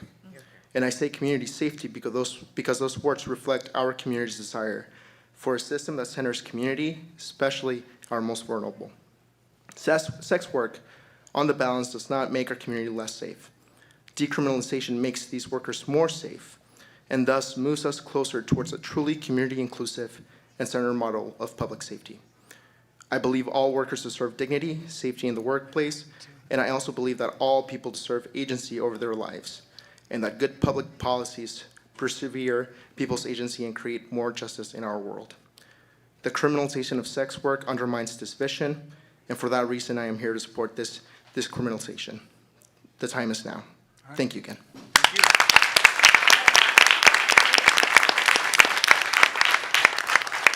Next, we will be hearing from Brandy.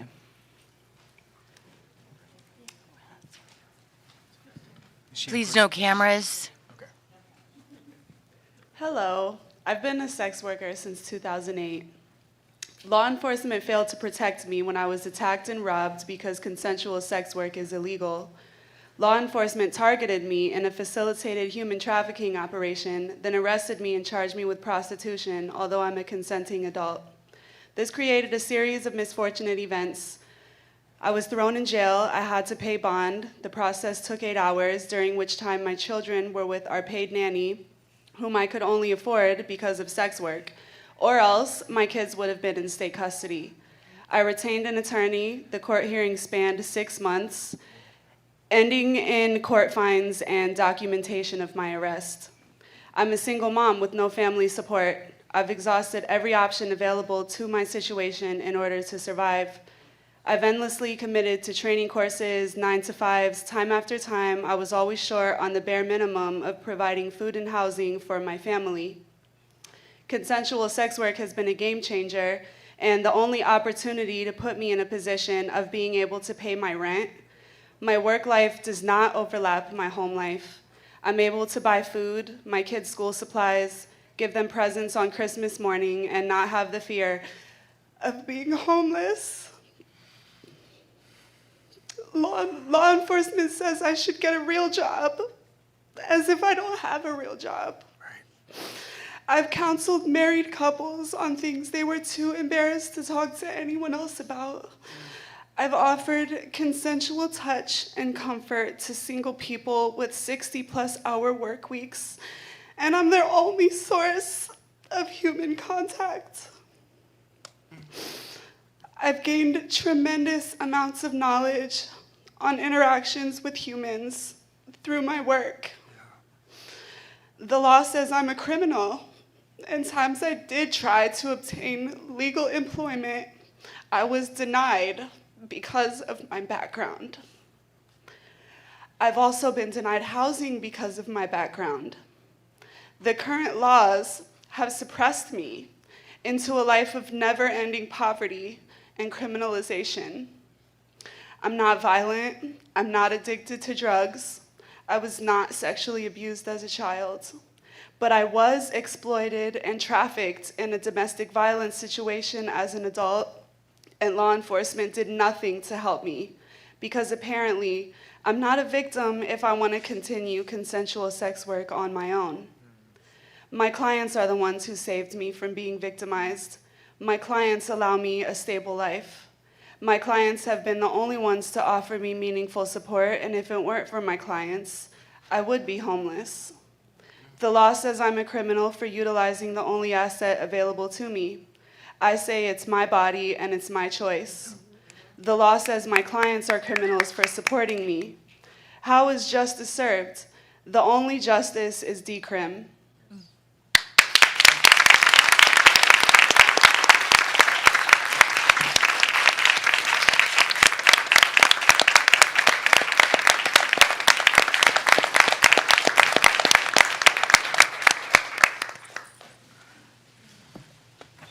Next, we will be hearing from Shania. Hello. My name is Shania Luther. For your reference, I have a bachelor's degree in human development from Sacramento State University and a master's of divinity from Pacific School of Religion in Berkeley, California. I have been a sexuality educator for nearly 20 years and a social sexual ecologist for 10 years, writing, speaking, and training about all aspects of healthy sexuality. I am also the founder and director of Among Friends, LLC, an agency that provides professional behavior services specializing in social sexual issues. Our clientele come from all walks of life, but the majority of our work is with people who experience intellectual and developmental disabilities, or diversity as I prefer to say, such as autism or Down syndrome, among many others. People who are born with these kinds of developmental challenges have all of the basic human needs of everyone else, such as eating and sleeping, as well as needs for nurturing touch and sexual expression. Unfortunately, they are often shunned or excluded from many aspects of social emotional learning and development. You may or may not know that people who experience IDD face tremendous barriers in exploring and expressing their needs relating to romantic and sexual relationships. They also experience immense sexual trauma, insufficient or total absence of sexuality education, and a lack of opportunity to learn about and practice critical skills such as consent, boundaries, and social norms regarding sexuality and relationships. To illustrate these issues, I'd like to tell you about a man our agency works with. He is in his 40s, experiences developmental disabilities, and uses a wheelchair. As a human, he longs to have his first kiss, to feel someone else's body, and to have his first sexual experience with another person. He also longs to have someone touch him with love and desire and affection in a way that is not part of his painful weekly medical procedures. He has considered working with a sex worker, but he is afraid of getting in trouble and does not have the resources or support to travel to Nevada, for example. And I don't believe that he should have to. He and thousands of people like him deserve to seek resources and services they need with dignity, not fear. Decriminalizing sex work would make it possible for people with IDD to seek services of a provider who could help them learn new skills, build confidence and self-esteem, overcome barriers, and have an outlet for their basic human sexual drive without fear of arrest or having a criminal record. Decriminalization would also make it possible for professionals like me to refer people with IDD to such services and providers to support their social emotional learning and development, heal and prevent trauma, and reduce stigmatization of their healthy, natural sexuality.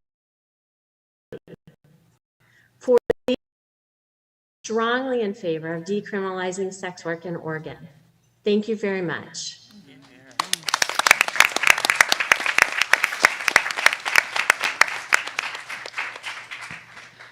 Next, we will be hearing from Catherine.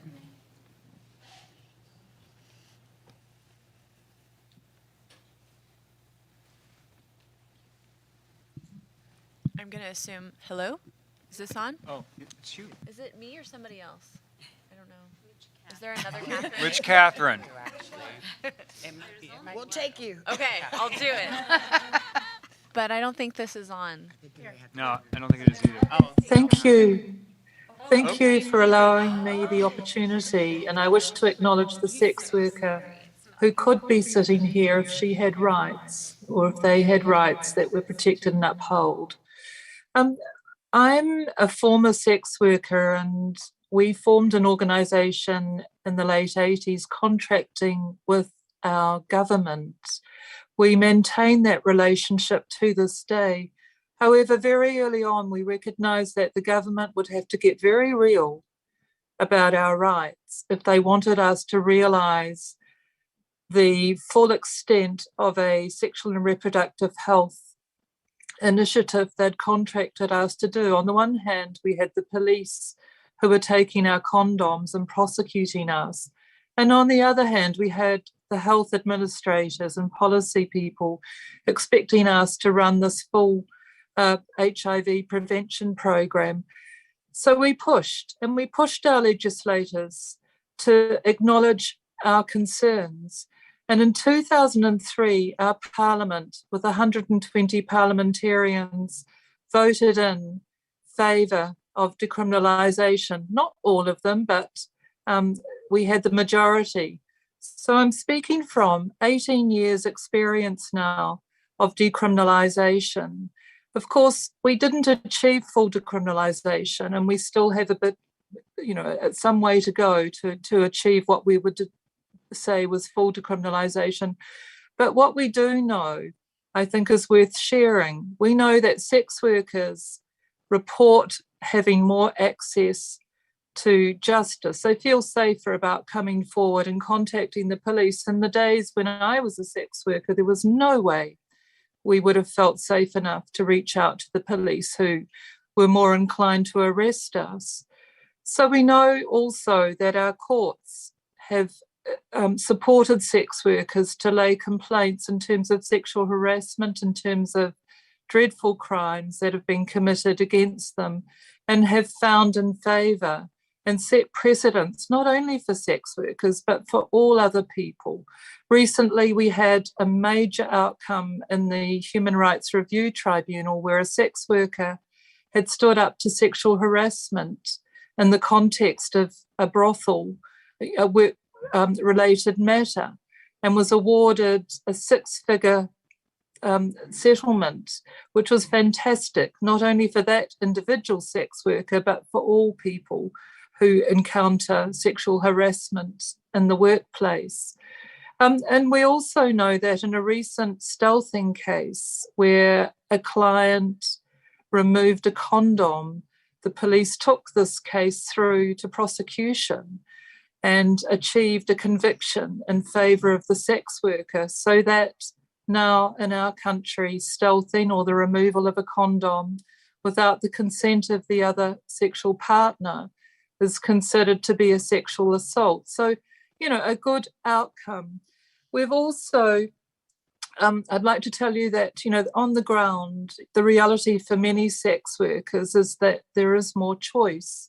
Sex workers can work if they wish with a friend, they can buddy up with a colleague, they can work from home, or they can work in a managed brothel. And importantly, street-based sex workers can work from anywhere. There was some doubt that people would know how to behave. Often it's street-based sex workers who are picked off particularly and arrested out of proportion to the population of street-based sex workers. However, in New Zealand, street-based sex workers are allowed to work anywhere, and of course people continue to work in ways that, they can be quite discreet and not cause offence. So we're very pleased that we have this comprehensive model of decriminalisation, not complete. New Zealand law discriminates against people who come here on a temporary visa, and of course that translates into conditions that are, can be quite exploitative, and doesn't give those sex workers who are migrants in our country the same rights as the people who are resident here. However, I think the country itself, if you took decriminalisation to the vote, it would be a very small number who would say roll back the clock and recriminalise sex workers. I think the way forward is definitely to decriminalise sex work and ensure that sex workers have labour rights, and you could adopt an integrative model, one that upholds the labour rights, the human rights, and acknowledges this community as a significant contributor to any part of society. Thank you for the opportunity.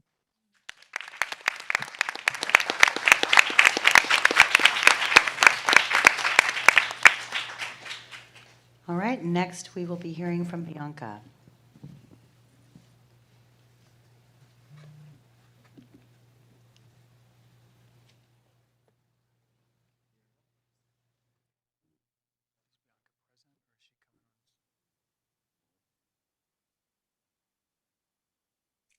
Hello, Oregon. I am also lucky enough to be calling in from New Zealand. My name is Bianca Beebe, and I'm a sex worker currently pursuing her Master's of Public Health at Johns Hopkins University, where all of my scholarships are work advocacy and research. I'm a dual citizen of the United States, which criminalizes sex work, and the Netherlands, which legalized it in 1988, as well as being a permanent resident of New Zealand, which, as Catherine mentioned, decriminalized in 2003. I thusly have about 10 years of personal industry experience in 3 different legislative systems and substantial academic rigor behind my unequivocal statement that the decriminalization of sex work is an essential component of human rights. Criminalization is the worst legislative method, but legalization and end demand, or the so-called Nordic model, still exacerbate health and legal inequities between different kinds of sex workers, while still exacerbating violence against the most vulnerable workers. We're seeing a push for the Nordic model in several states in the USA, but we need only to look at Nordic countries that have implemented it to show that, without fail, this system isolates sex workers from communities that keep them safe, promotes trafficking, and is not supported by any sex worker-led organization. It's not a step in the right direction. We need decriminalization. Decriminalization is the only legislative model that decreases the ability of clients or police to commit violence against sex workers with impunity, and it is the only model that meaningfully combats sex trafficking. Very rarely are choices this simple. If you decriminalize sex work, you will save lives. Legislation is not a magic bullet. Decriminalization will not end the misogyny, racism, classism, or transphobia to which the most vulnerable sex workers are frequently subject. But decriminalization helps take the power away from these oppressions, making them less frequent, less severe, and less socially acceptable. To demonstrate this, I'd like to conclude with a personal anecdote. I was sexually assaulted by a client while working in New Zealand, where I live. Because New Zealand has decriminalized sex work, I made the decision to call the police and file a report. They treated me respectfully and took me seriously the entire time. At first, I was hesitant about filing a report and talked to police about this hesitancy in the station. And a uniformed, on-duty male police officer in the station and in front of several of his colleagues said to me, "We don't care what you do for a living. No one is allowed to treat you this way. We just want to catch this guy to make sure he doesn't hurt someone else." And then every other uniformed police officer nodded in agreement. This is not the first time in my life I had been sexually assaulted, but it's the only time it ever happened through sex work. And it's the only time it was ever taken seriously, and I was not blamed for what happened to me. Decriminalization made that possible. Decrim isn't the end of the road in the fight for sex workers' rights, but it is an essential step in reducing violence, improving public health, and fighting trafficking. You have the opportunity to make Oregon a world leader in the pursuit of human rights, and I hope you take it. Thank you for your time. No pressure.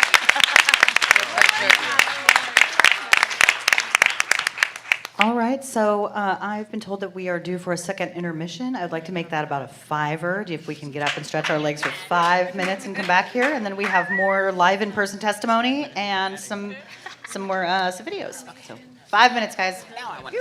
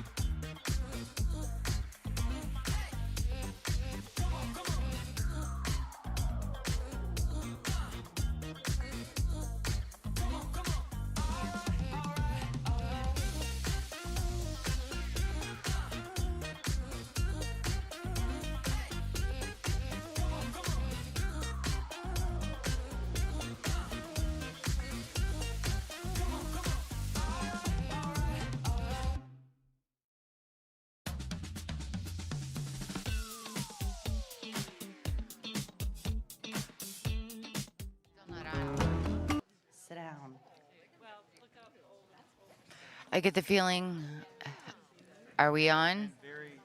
Are we on? Are we on? No? Okay.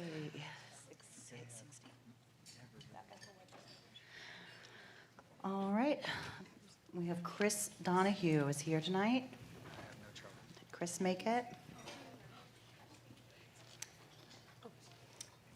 Chris Donahue? Chris Donahue, Nope. did you make it in tonight? No, he's Nope. not on Okay. site. We had a written statement. I hear ya. All right, so next we have Danita Harris. Oh, there she is. Okay. Hello. Hello. Thank you. Members of the Human Rights Commission, it's good to see so many familiar faces today, with you all and along with the community that's listening in today as well. My name is Danita Harris, and I am the state director of the Oregon Working Families Party. We are a party made up of thousands of Oregonians that span across the entire state who believe that and will fight for an economy that works for all of us. I am extremely proud to be here in solidarity with the sex worker community and to be led by that community. Yes. Okay. I am here to boldly and very proudly say, sex work is work. It is dignified work. And all workers deserve safe work environments, including the ability to utilize resources like the internet to find work. Sex work is marginalized by stigma and law.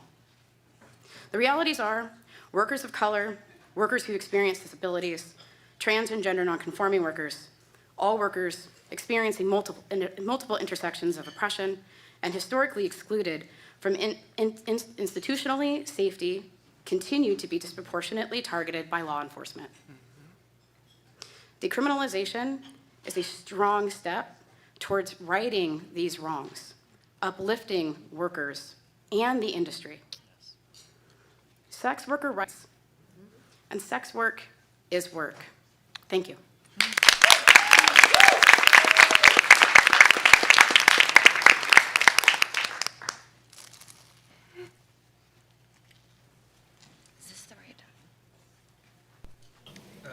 Yes. Hello, my name is Jessie Marquez.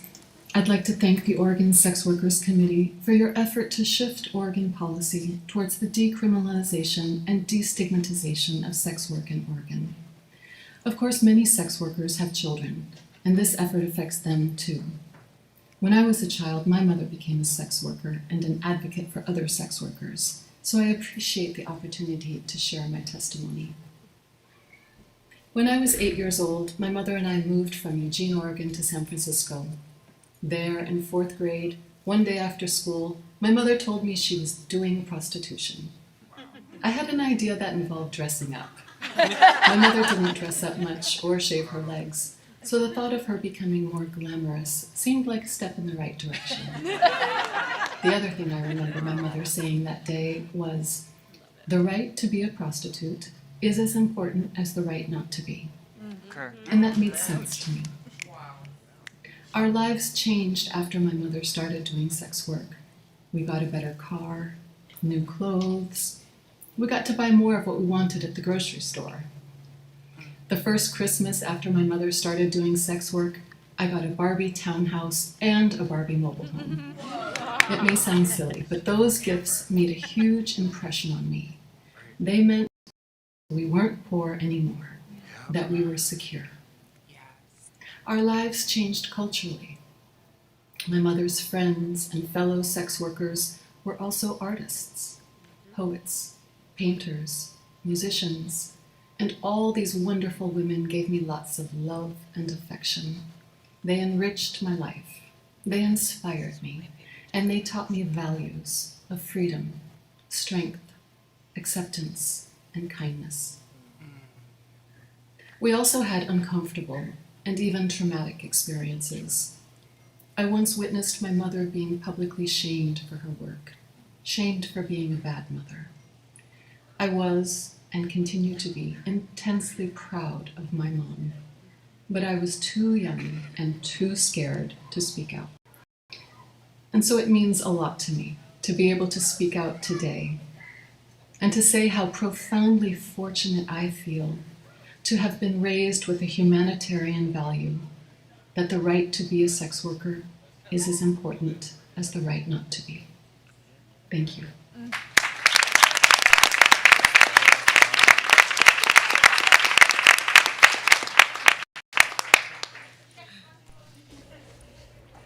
Hi, my name is Nancy McConnell, and I'm the co-founder and CEO of Rebel Recovery Florida, which is an accredited recovery community organization in West Palm Beach, Florida. And I'm also a former sex worker who is no longer impacted by my substance use. Sex workers face enormous challenges, but have survived in one form or another since the beginning of time. People who trade sex deserve and have the same rights and protections that all people who trade their labor for money have, and should be able to have access to safe spaces. They should be welcomed into discourse that impacts their lives through the creation of policies and programs to improve their health and the well-being of their families. Full decriminalization is a great first step to getting rid of the stigma and discrimination that affects their ability to lead full lives. My life, me, has been adversely affected due to my prostitution charges from over a decade ago, and also prevent me from attaining full licensure as a licensed clinical social worker, even though I have completed all my academic requirements and graduated magna cum laude from my university. At Rebel Recovery, we support full decriminalization because we believe that everyone should have the right to pursue their dreams and ambitions no matter their past. Everyone has the capacity to make positive changes in their life and should not be held back by archaic laws and policies. Thank you.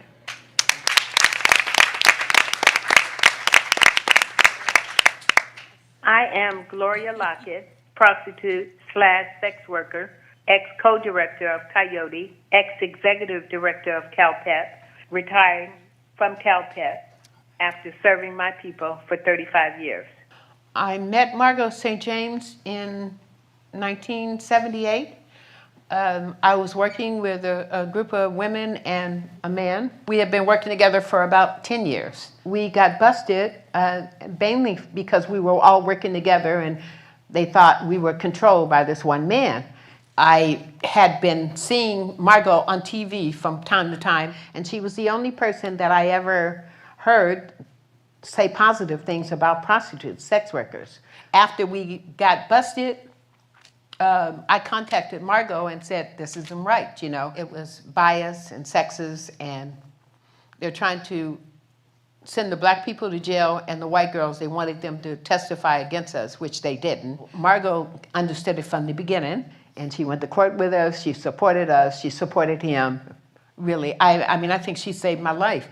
Started working with Margot St. James and started doing calls, started doing, rap groups and going to the strolls, talking to women on the stroll. It wasn't about us telling them what they couldn't do and what they shouldn't do, but how to do their work safely. Margot was always friendly, always eating, always talking, feeding everybody.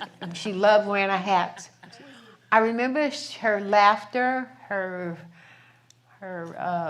how she got along with everybody, how she opened her house. We did the horse conference at her house in Mills Valley. It was like an international conference, so there was people that came from all over. I think like 4 or 5 people stayed there the whole time the conference. And the conference was like 3-4 days. And out of the conference came the name CalPET, which was California Prostitute Education Project. Margot St. James and Priscilla Alexander, they helped write the first grant. And with that first grant, we got a $30,000 grant to do outreach for sex workers. She was always an advocate, always friendly, always supportive, and she was sex positive. You know, she talked sex lots of times and played around with dildos and showed you different things like the handcuffs. At the end of my prostitution years, I got into domination, and it was so much fun talking to her and buying whips and going to different places like, oh God, what's it called? It's Good Vibrations. You know, showing me where Good Vibrations was and how to buy all these different toys that I had never heard of. All I heard of was condoms for years. It's been a long time since I saw her. I looked for her probably about 5 years ago. We wanted to give her an award. Make sure she understood how valuable she was to CalPEP and is to CalPEP. A friend of mine had seen something on the internet, and she called me and she said, did you know that Margot had passed? I was shocked. I thought she could live forever. It was like, wow, how does that happen? I don't understand. You know, I don't understand why some people have to pass, and she was one of them. I just, you know. We will never forgive Margot St. James. I had a picture in my office, a large picture of Margot St. James. This one here. And this was always in my office over the years. And when I left, I brought my picture with me.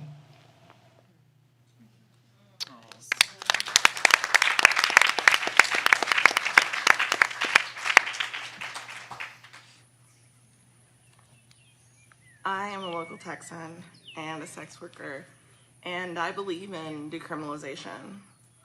When you decriminalize something, you are saying that you care about the most marginalized, Black, brown, trans, unhoused folks.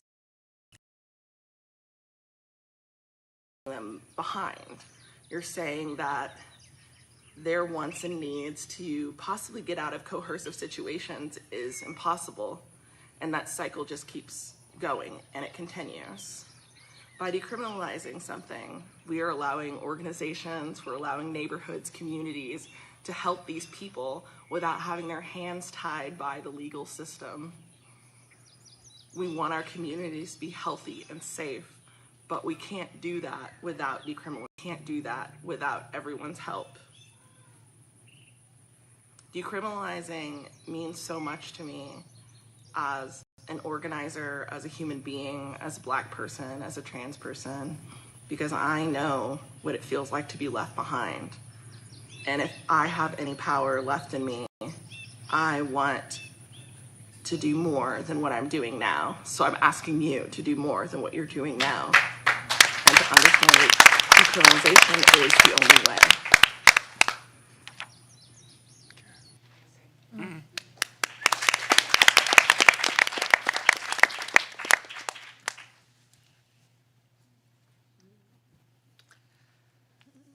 We have so much submitted it's not on?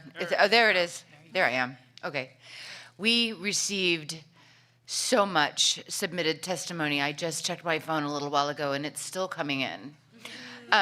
So we are not going to make you sit through another 10 hours, but all of these written statements and all of these submitted statements will be on the website. They will be a part of the record forever and ever, unless they ask us to withdraw, and we will do so. As our closing speaker tonight, I'd like to have Kate. Yep, Kate. And then we're going to have closing statements by our commissioners, and then we will let you eat the rest of the food. Hello, commissioners. I'm Kate Marquez. I'm the mother of Jesse Marquez, whose testimony you saw. Thank you. I strongly support the decriminalization of adult consensual sex work in Oregon. My interest is personal. 40 years ago, I left a marriage I could not return to and moved to San Francisco to attend college. To support myself and my 8-year-old, I went to work at a downtown massage parlor where I worked alongside mostly immigrant women in very similar circumstances to those recently murdered in Atlanta. They were mothers who were the support of their immediate families and often of their families back home in their countries of origin. Eventually, I got involved with fledgling Coyote, the first ever sex workers' rights group founded in 1973 by Margot St. James, who, along with Jennifer James, first originated the concept of decriminalization of prostitution, decrim. I am grateful to sex work. It got me out of poverty. I was able to complete school and to support my family. I made great friends. It has inspired my writing. I have most every privilege: white skin, a college education, a supportive family, an extraordinary daughter who has encouraged me to come here today. So I figure if I can't come out, who can?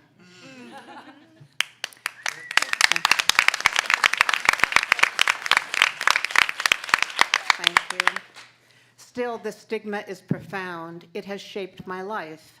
I think of the tens of thousands of people who've done sex work and how this stigma affects them, their spouses, children, parents. Stigma has a unique characteristic that it attaches to others, to children, partners, family, friends.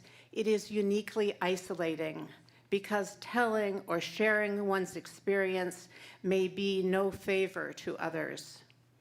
I'm concerned about the threat of stigma on children and on parents who justifiably fear having their kids taken away.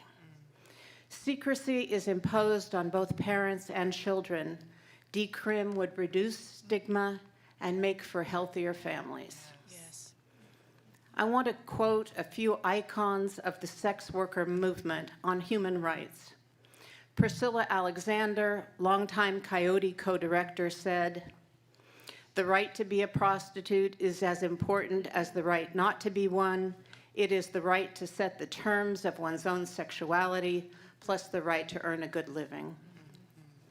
Flo Kennedy was the person Margot St. James said did the most to turn me out, clearly meaning inspiring Margot's political activism.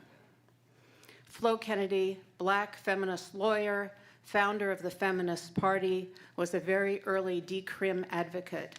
She argued plainspokenly, "I just don't see that women have such fascinating jobs for the most part, that a job that pays 10 times as much as most others should be outlawed.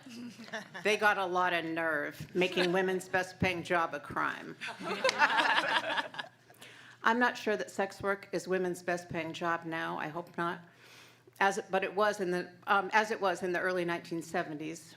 But for some people, it is, as it was for me, the best choice available at the time. For the most part of the last 40 years, I've been involved with other things. I sometimes feel like Rip Van Winkle, who awoke from a decades-long sleep to find a new world. After leaving sex work 40 years ago, I'm re-involved with the issue and with old and new friends. I am thrilled that Oregon will be the first state to decriminalize adult consensual sex work.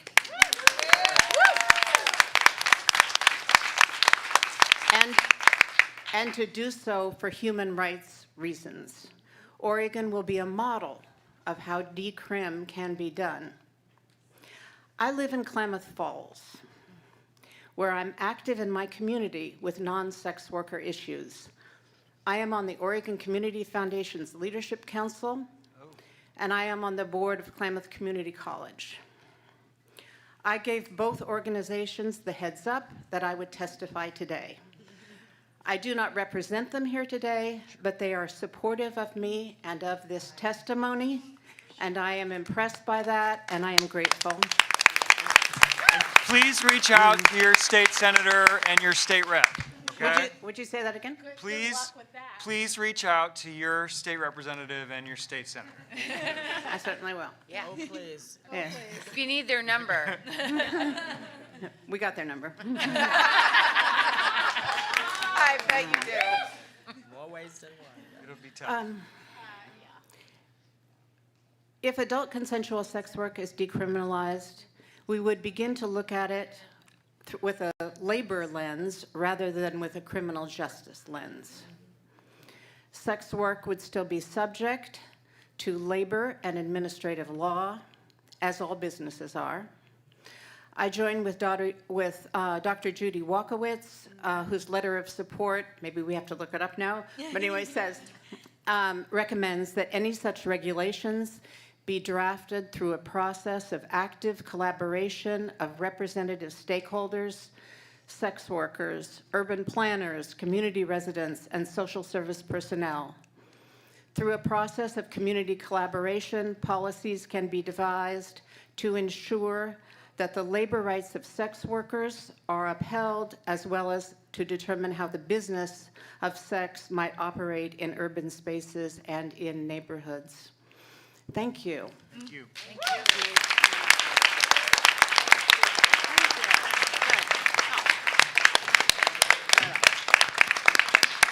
Thank you for your long-term labor.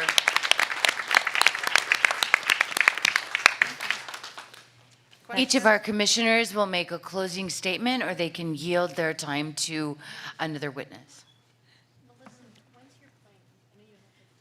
Thank you. Melissa's going to go first because she has a plane. Thank you so much, Senator. I'm good on time, thankfully, but I am catching a red-eye back to New York. Thank you.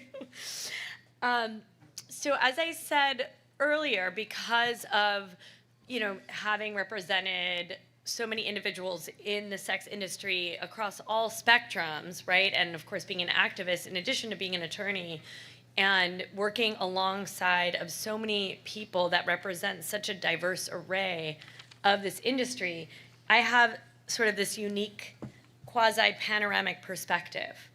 And I think that so often when we have conversations, and I know that didn't exist tonight, and I think we're mostly relieved about that, but where we do have these conversations where we are seeing trafficking and sex work being conflated, and we're being sort of, there are trauma stories, right, that are being shared. And those stories are so valid and so important, but it is also so critical when we're talking about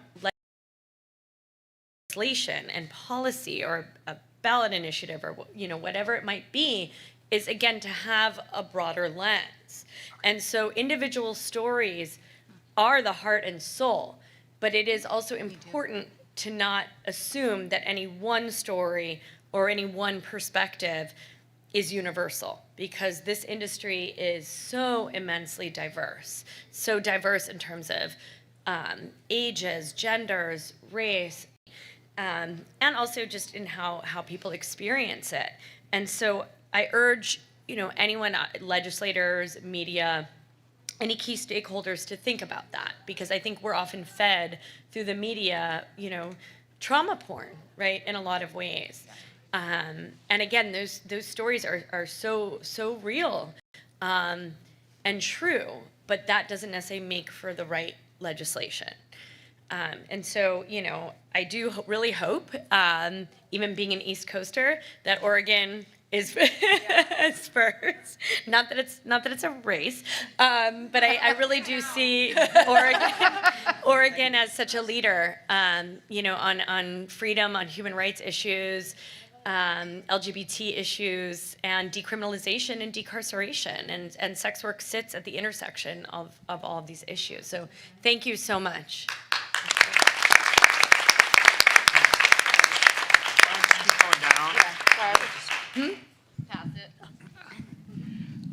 Just real quickly, I've been at this 30 years and this has been just amazing. Thank you, everyone. I will say that the research has exploded, the good quality research that has looked at all the variables in this issue. A lot of that is linked on the webpage, so look at it. So quickly, I will say, after you decrim here in Oregon, the very next thing you need to do is legislators fund a sex worker-led organization to advise and let sex workers know what their rights are, help them along, use the New Zealand Prostitutes Collective as a model, because in what I've seen, that has been critical to helping sex workers understand their rights outside of those that may be sitting here today. So get on that.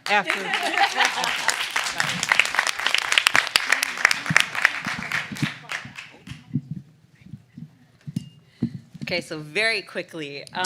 So folks, if it isn't clear, the science is clear and it supports the full decriminalization of sex work alongside the repeal of policies such as FOSTA SESTA.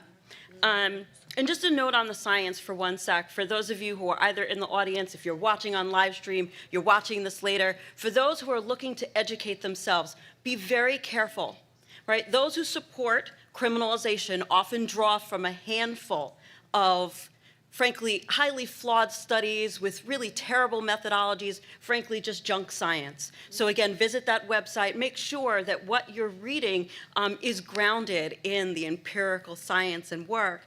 And I just want to say, the scientific evidence, it is important, right?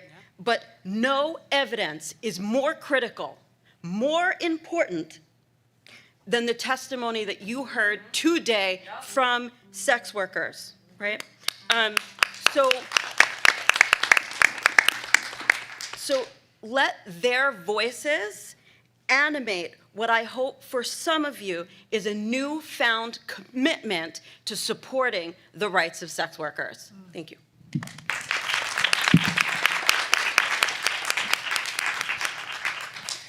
This has been an absolutely amazing night, and for all of the wonderful things that were provided, I think we mentioned at one point they forgot tissues, because this was just so touching and so beautiful.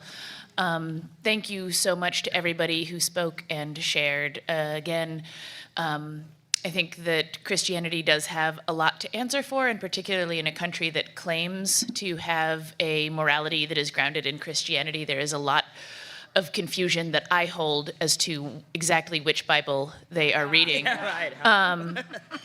But I think that as we move towards an actual understanding of what compassion and morality is, Jesus always was on the side of listening and gentleness, of curiosity, of healing and liberation.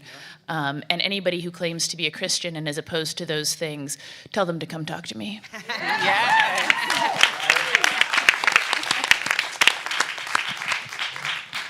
Yes, this is an incredibly amazing experience.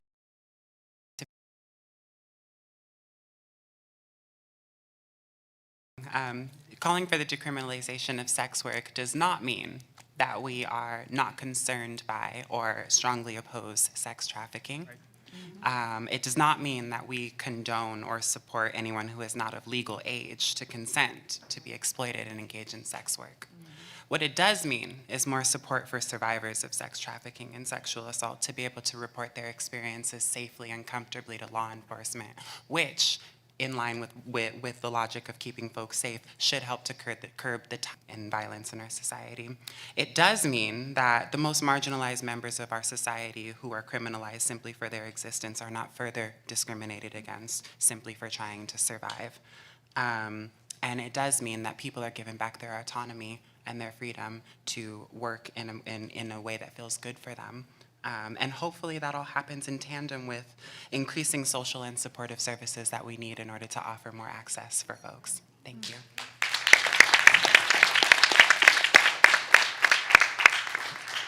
On the table outside, there are bags that you can take with you that will have a QR code on them in several places.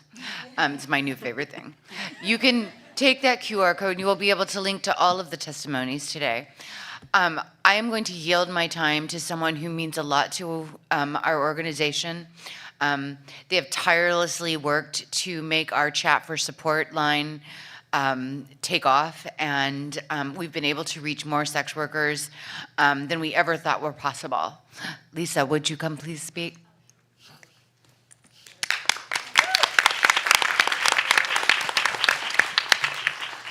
Let me open this up.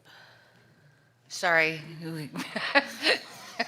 Thank you. It's an honor to be here before all of you. I'll read my bio real quick. I'm a public policy consultant who advocates for the rights of sex workers, human trafficking victims, and disabled people in the sex trade. I am also a human trafficking survivor who later re-entered the sex trade as a consenting sex worker due to the poverty I experienced as a person with disabilities. I now educate the public about the grave harms of criminalizing prostitution, the irresponsible conflation of consensual sex work with human trafficking by many anti-trafficking organizations, the oft-ignored yet crucial duty of lawmakers to consult with sex workers while drafting laws pertaining to the sex trade, and the larger community's critical responsibility to begin protecting the rights and lives of all in the sex trade. It's a lengthy bio, but I put all of that there on purpose. I wanted to clearly state in my bio some critical issues that face trafficking survivors and sex workers. All of these issues are well documented, and sex worker rights activists have been trying for years to educate the public and legislators about them. If you have any questions about these issues, I'd be happy to elaborate, but I'll have others have done that. So I'm going to tell you a little bit about myself. I currently work for SWAP Behind Bars as a chat support specialist, providing resources to current and former sex workers and our allies. I began having mental health breakdowns at the age of 20. I went on to be hospitalized dozens and dozens of times in the psychiatric hospital due to psychosis and depression, and so I was unable to form a career trajectory due to being repeatedly hospitalized. Hence, my jobs were always entry level, and I experienced poverty for many years and endured sporadic homelessness as well. I had a child, and after 9 months of impoverished single motherhood, I placed her in adoption as I did not want her to grow up in poverty with a mentally ill mother. Soon after the adoption, a broken woman, I met my first pimp in a bar in Seattle. This was the beginning of my nightmare, being trafficked. I began the nightmare by working for this pimp on Aurora North in Seattle and on Pacific Coast Highway south of Seattle. And later, under another pimp, I worked the dangerous streets of DC. After being trafficked from LA, I escaped DC, but other pimps would knock me off yet again. Finally, I left the city and settled in a quiet mountain town to heal and recover. I was there at the age of 36 that I was struck with a rare neurological movement disorder called spasmodic torticollis dystonia. It was brought on due to my prescribed psychiatric medication. Due to this severe spasticity I endured in my head, neck, and back, my head constantly pulling back due to the handicap, holding down a job became ever more difficult, and I much regretted having to forsake long-distance running, a great love of mine. The years of poverty, hospitalizations, and multiple disabilities continued. After yet another hospitalization with bills and debt ever mounting, a friend suggested I turn to sex work. To give you a picture of the poverty I experienced, just a little picture, I owned 2 bras, a couple pairs of pants, maybe 3 pairs of shoes. After rent and food, I had about $150 to live on for the month. For years, I went to food banks for my groceries and clothing banks for my clothing, which was a feat as my mobility was compromised due to my physical handicap. So when my friend proposed that I enter the sex trade, I was willing. I didn't know what to expect, but I figured that being in the sex trade as a consenting sex worker had to be better than being a trafficking victim in the sex trade. And I was absolutely correct. To close, running my own business as an independent escort has given me a confidence and self-esteem that had always eluded me due to the societal consequences of being a person with disabilities, which includes the stigma that destroys the lives of the disabled. I enjoyed working the hours of my choosing. And I'm not stuck awkwardly spastic in an uncomfortable chair at yet another entry-level job.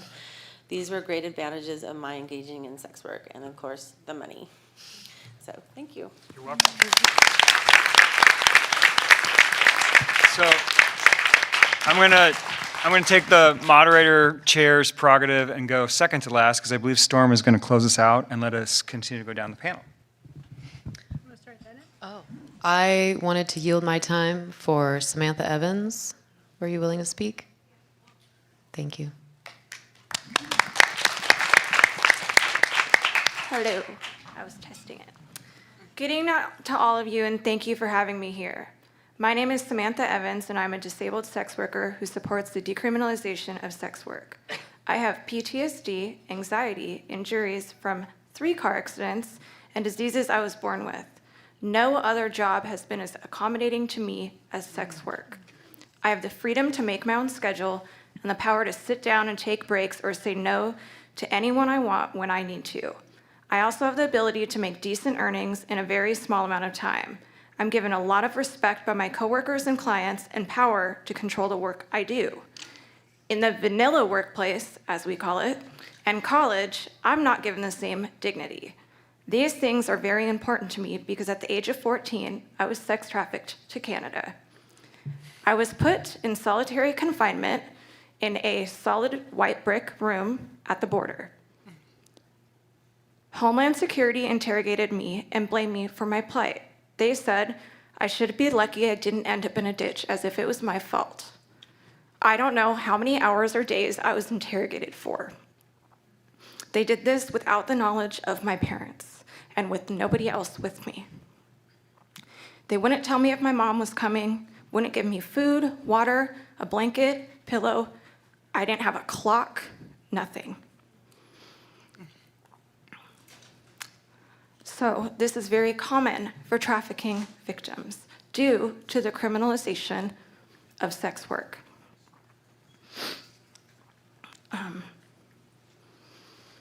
So eventually my mom showed up.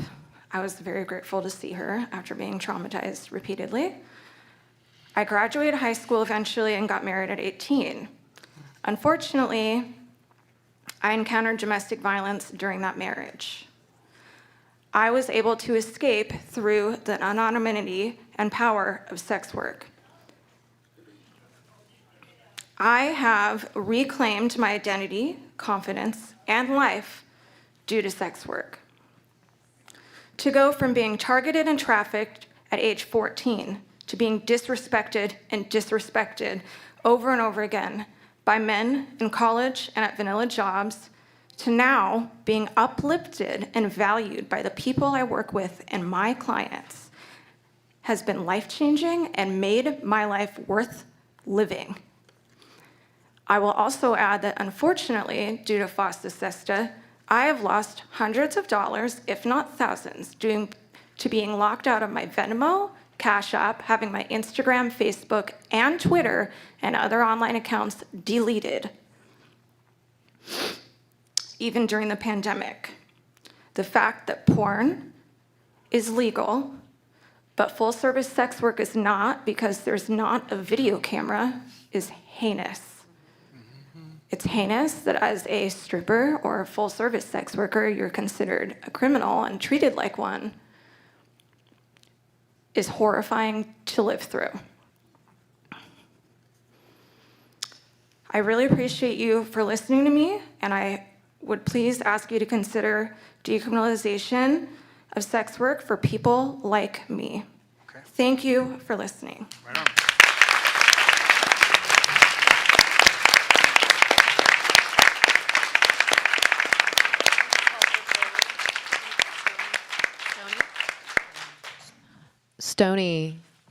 Stony, are you speaking? Yeah, come on down. Stony Faye, everyone. Hello. Thank you for having me. My name is Stony Faye, and I'm a 27-year-old sex worker. I have done online work, in-person work. I have danced. I have had sugar arrangements, and I have done some full-service work. So you name it, and I have done it. I am currently a stripper 5 nights a week. I'm a disabled single mom speaking to you during Disability Pride Month to tell you how closely related disability rights are with sex worker rights. I want to express with the most sincerity that everything I do is for my daughter. Even standing here today, I'm trying to make the world a better place for her. I hope that she can always excitedly announce her mom is a dancer while I pay for a $100 tab in ones, without ever feeling the shame the world has tried to put on me. Sex work is one of the only parts of the economy that allows me unlimited income potential and to provide for my child while I stay at home with her. I am autistic, and I cannot work a normal job due to major social deficiencies and debilitating general anxiety. I also deal with a sensory processing disorder that adds an extra layer of challenges to a normal 9 to 5. Sex work has changed my life and saved my life more than once and in more ways than one. Survival sex work made me completely independent for the first time and let me leave multiple abusive relationships. Right now, sex work is allowing me to put myself through graduate school while I stay at home with my daughter. I feel no shame in what I have done for dollars because consensual interactions between adults should not be judged, policed, or criminalized by outside parties. I feel no shame about what I do and my history because I know that I am a healer. I provide connection, human touch, and love to anyone who needs it. In their current state, laws do not allow me to feel comfortable seeking clients. I worry that I will be a part of a sting and wind up with charges on my record that will impact my future and therefore my daughter's. Decriminalizing sex work is not only a sex worker's right issue, but it's a disabilities rights issue and a human rights issue. I support the full decriminalization of sex work in Oregon. Thank you again for having me. It's such a privilege to be here and have you hear my story.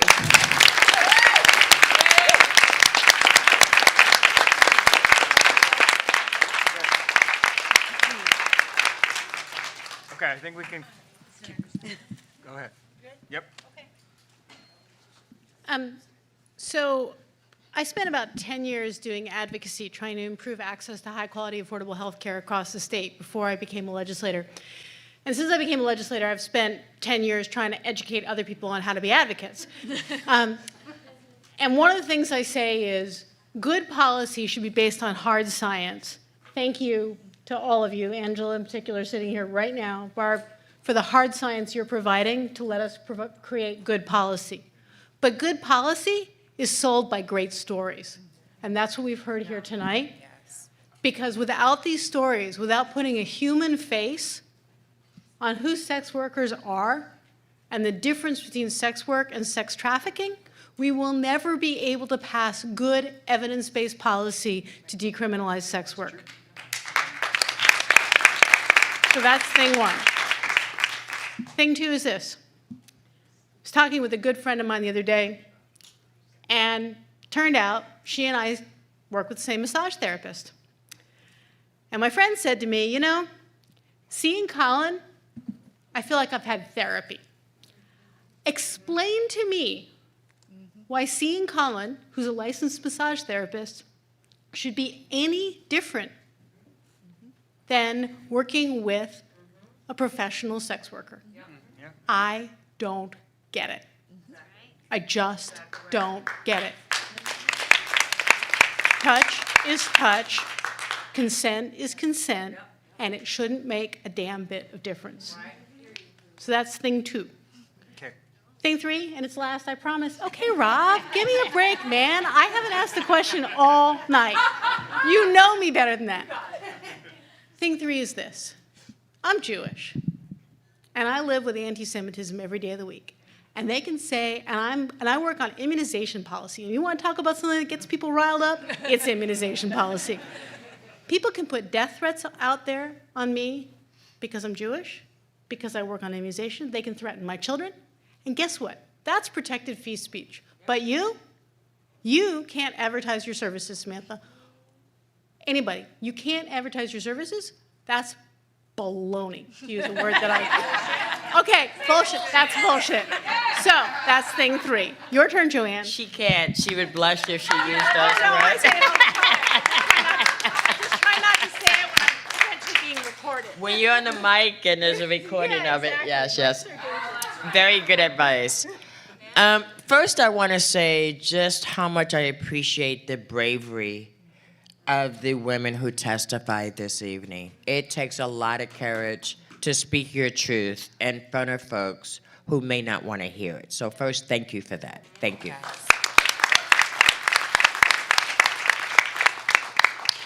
While I have every confidence in the legislators that are a part of this panel, I do not want you to sit back and wait for these legislators to actually change the law. There are things that you can do today. So the first thing I'd like you to do when you leave, or maybe tomorrow morning would be better, would be to actually ask the question of your local DA, and you know I love Mike Smith, you know I do, of your local DA and your local police chief, how many cases of trafficking have you prosecuted this year?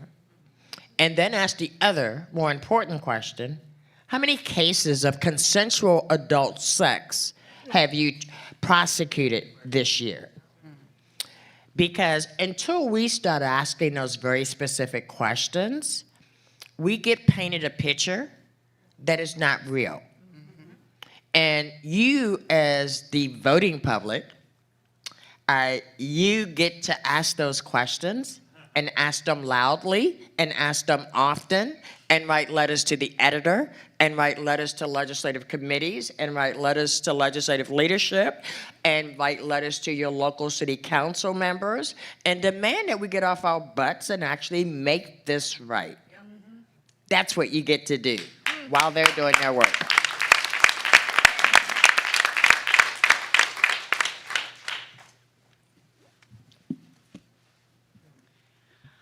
I started working as a dominatrix in 2012 after years of practice in the craft of BDSM and after exploring what I consider to be true bodily autonomy and true sexual freedom.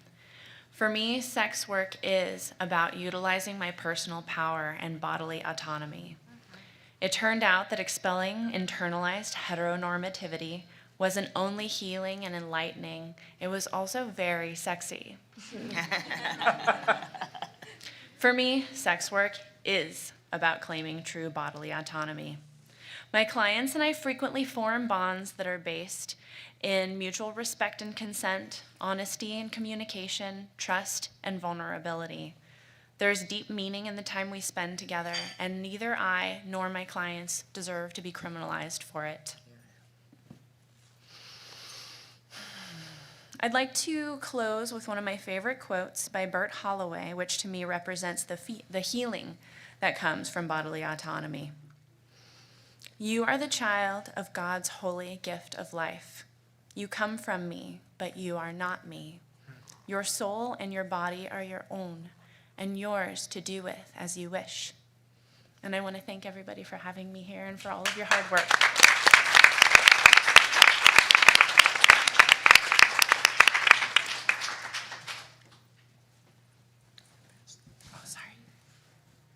Okay, I have a lot of names here.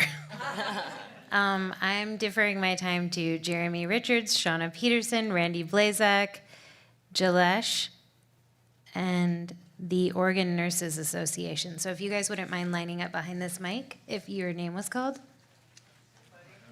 Sorry, don't get mad at me.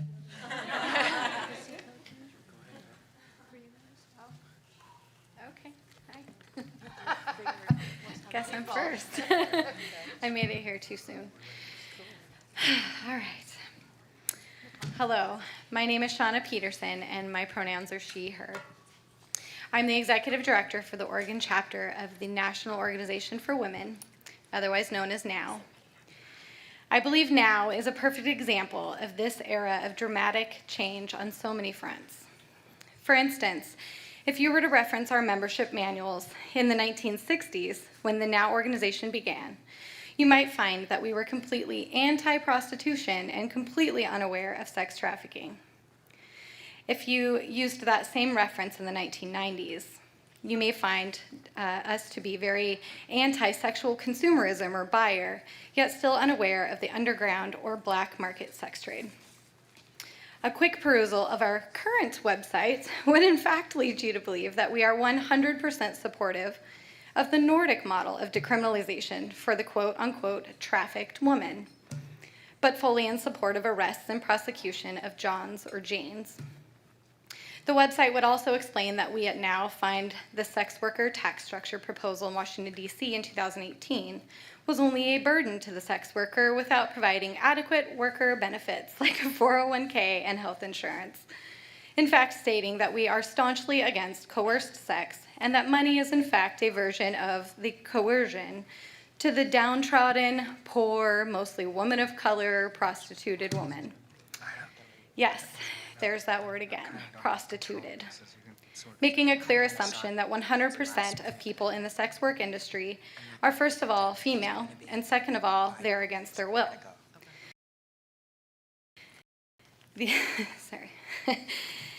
The other obvious assumption made in this full statement is that sex workers are even prostitutes at all. See, NOW is responsibly ever changing. We are always moving in the direction of more youthful and diverse voices, constantly listening, learning, and growing. Sex work is, in fact, a major hot-button issue within the NOW organization. These all the way up the ladder to the national board meetings and annual bylaw ballots cast by close to 500,000 members all over the country. I have yet to hear someone say, this is the answer to all of the potential problematic situations, no matter what model or bill you believe in. The two things we can all agree on are that people should not be raped, kidnapped, damaged physically, mentally, or in any other way, and that children should not be involved in any aspect of sex work. Most of us believe that no one should be able to have any say over someone else's body autonomy, whether this is discussing sex work, end-of-life rights, or abortion. Here in Oregon, our now state board attempted just this spring to produce a panel at the National Now Convention in an effort to separate sex work from sex trafficking in our official platform statement, defining the first as of-age consensual sex work and the latter as forced sexual labor, something we are still pushing for and working on today. Overall, I don't believe anyone has it 100% perfect, but events like this are bringing us closer and closer to a second sexual revolution where everyone's rights are intact and everyone is safe. As the executive director for Oregon Now, I am pleased to have a place in this room. I'm excited to share the direction that we as an organization are moving, and I am happy to have the opportunity to listen, learn, and take back with me the many perspectives in this room. Thank you.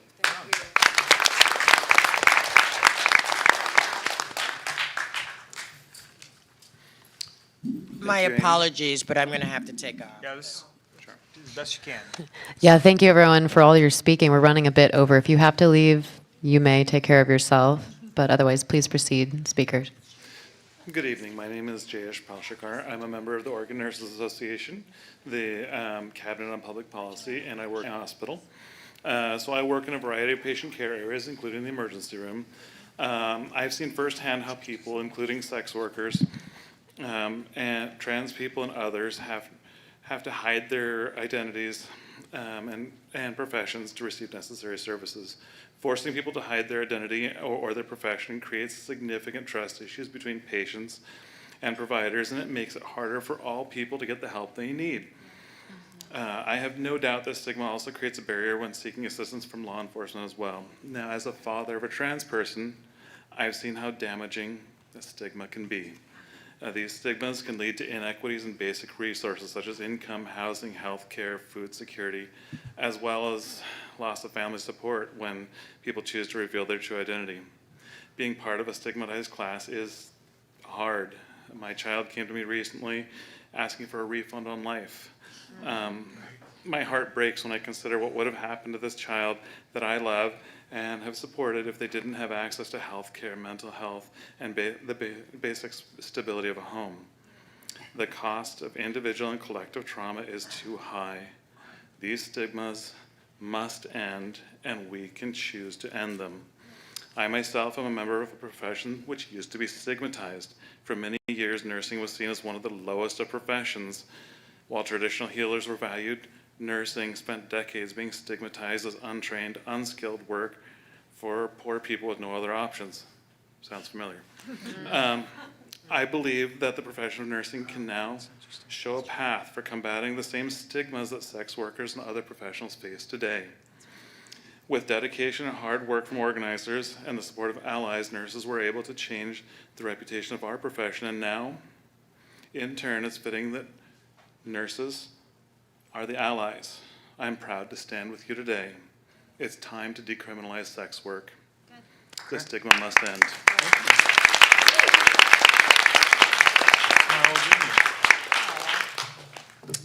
Hi, my name is Jeremy Richards, and I'm the pastor of Grant Park Church here in Northeast Portland.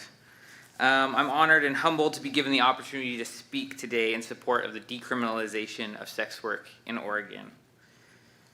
As a Christian pastor, the Bible is pretty central to my life, and as Reverend Richter said, our tradition unfortunately has done a lot of harm.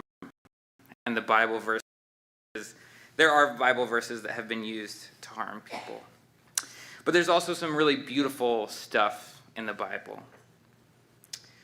And one of the most beautiful, most moving, and most prominent threads that weaves its way through the whole thing, from Genesis to the Gospels to the book of Revelation, is not only God's care for and concern for the vulnerable, the oppressed, and the marginalized, but God's identification with the vulnerable, the oppressed, and the marginalized. No, Jesus Christ. In Jesus, the Christian belief is that God became a human, but not just any human. God became one of the vulnerable. A Palestinian Jew in a colonized country, eventually arrested and murdered at the hands of religious and political leaders, though he was innocent. Throughout Scripture, in both the Old Testament, or the Hebrew Bible, and the New Testament, there is a divine mandate to, in the words of the prophet Isaiah, learn to do good, seek justice, help the oppressed. Yes. There's no question that the current laws that criminalize sex workers here in the state of Oregon and elsewhere are not doing good. They are not just, and they are oppressive. They expose sex workers to violence without legal recourse for fear of their own arrest, and they deprive them of access to critical services such as health care. As a Christian who places a high value on Scripture, and as a follower of Jesus who once boldly said that the sex workers of his day were getting into the kingdom of heaven ahead of the religious leaders, like me, and ahead of the legal folks, like the people making laws, I fully support and advocate for the decriminalization of sex work in Oregon. Sex workers should be given agency over their bodies and should be afforded the same rights and services all human beings deserve, including health care, social services, and protection under the law. Thank you.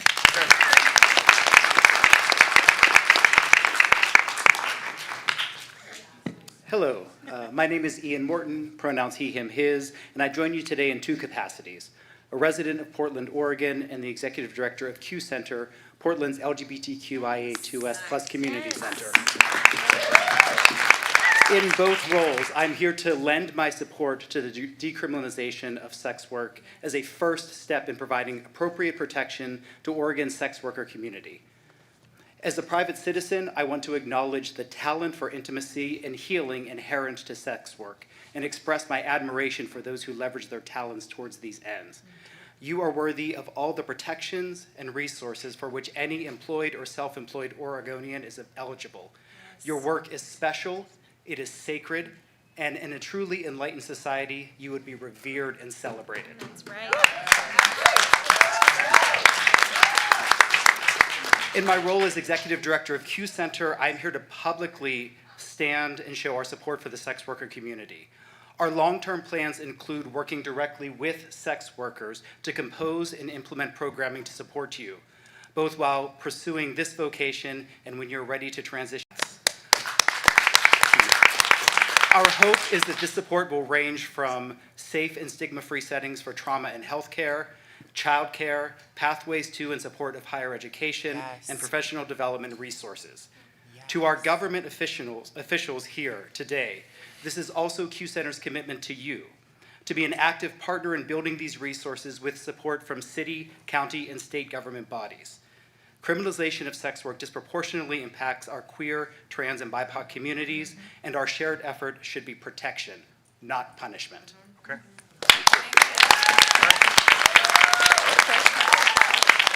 All right. Hi, One more to go, and then I'll say something really fast, I promise, and then we're going to storm up here. Yeah, right. Thank you. Hi, I'm Dr. Randy Blazak. I'm the chair of the Oregon Coalition Against Hate Crimes and the vice chair of the Oregon Department of Justice's steering committee on hate crimes. I'm going to be very brief because I know we want a Storm Large song a lot more than me. But I'm truncating my comments because I just want to make a comment about a theme that was here tonight, which is the issue of trauma. In the world of hate, we talk a lot about trauma. The trauma of hate on the victims in forms of hate crimes, but also the trauma of people who are the hate mongers, who are often acting out their trauma on other people. And when we talk about sex work and sex trafficking, and including the places where they might intersect, there is a theme of trauma as something that drives people in, but also what they experience while they are working, whether it's from the people in the industry harassing in a way that would not be allowed in an office place, whether it's from clients who feel like they can do things without worrying about someone calling 911, or law enforcement and in the criminal justice system. And we know trauma has long-lasting impacts. It is intergenerational, it can last over a lifetime, and it can be triggered at the drop of a hat. And the best thing that we can do is break that cycle of trauma. And we've learned so much from decriminalizing drugs and the sense that it makes, and that argument that has brought both liberals and conservatives to the table to say, hey, it makes sense to be able to buy pot in my local store. Some of those same arguments can be made at decriminalizing sex work, but more importantly, that decriminalization can break the cycle of trauma that's already there. And I think if we go to that empathetic level, we can make this case very strongly. So thank you very much for the opportunity to say that. Okay, is this on? So all I'll do is say thank you to all the panelists who shared their knowledge and their passion and their insight with all of us tonight. Thank you to the audience who hung in with us and got educated and listened to these powerful stories and lended their support to this effort.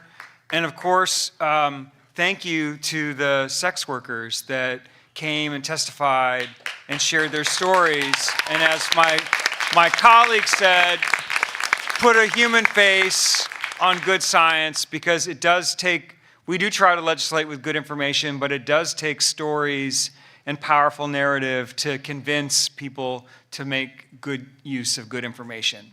It's been my delight to try to help lift up this bill. Thank you all for being here.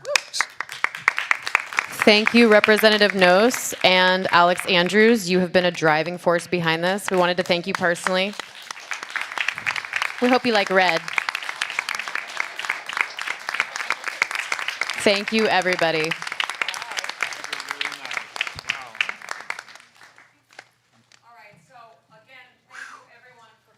And for listening. And as Elle said in the beginning of this this meeting, and as Randy so beautifully stated just now, the song I'm about to play, I originally wrote for marriage equality a long time ago for Basic Rights Oregon. And it was before the Supreme Court decision. And I wanted to write a song that spoke to the basic human birthright of love. How babies will die if you don't touch them after they're born. They can die without touch. And God knows, a lot of us were locked up alone for more than a year. Right. And weren't touched and weren't connecting. So I wanted to write this song. I did write this song for gay rights in the sense of the birthright and the humanness of touch and connection and of love. But I also wanted to write a love song to the fear and the trauma and the misinformation that the opponents of these rights feel. And it isn't necessarily always hatred. It isn't necessarily a nefarious or malevolent force that is against these human rights. A lot of times it's misinformation, it's frightened. It's a frightened place. And so I want to sing this song, not just to the incredibly, incredibly brave people who spoke today, and the incredibly brave people who aren't here to see this incredible coalition come together. I want to speak to the people who might still be rage watching or really against this for whatever reason. I want you to just trust me and trust your hearts and trust the stories that you've heard and trust that we are good people and that love and touch and connection is a necessary element to life and to thriving and to humanity. And so I wrote this song many years ago, and I was thinking about love and the universality of it. And I thought about love songs and how all of humanity prays for love, wishes for love, longs for love, misses love. When someone's in pain, we send our love because it's our human magic. And then I thought, well, all of us little fucked up monkeys all ask so much of this one thing. And I thought then, if love, this one thing, could ask anything of humanity, what would love ask? Interesting.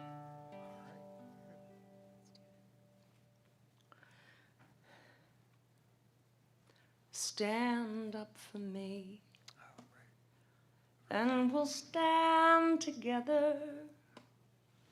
I'm the sky above you. Oh, I love you, everyone. Stand up for me, for your great-grandmother, for your father, brother, and each other, and everyone. I'll be the light, be the answer, be the music in the dark. Stand up for me, and I'll stand beside you. I'm the light that guides you from inside you and everyone. Oh, la, la, la, la, la. Oh, la, la, la, la, la, la, la. Oh, la, la, la, la, la, la. Oh, la, la, la, la, la, la, la, la, la, la. Oh, be the way and be the laughter. Be the reason for the sun to rise.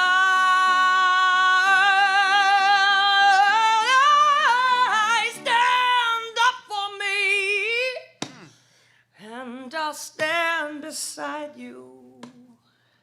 I'm the light that guides you from inside you and everyone, and everyone, and everyone. Spread the word, and thank you guys very much. Big round of applause for our incredible panel and our state representatives and city representatives, the survivors, and the testimony. Thank you. Well, yes, and I follow you on Instagram. Oh, do you? See my shenanigans? Yeah.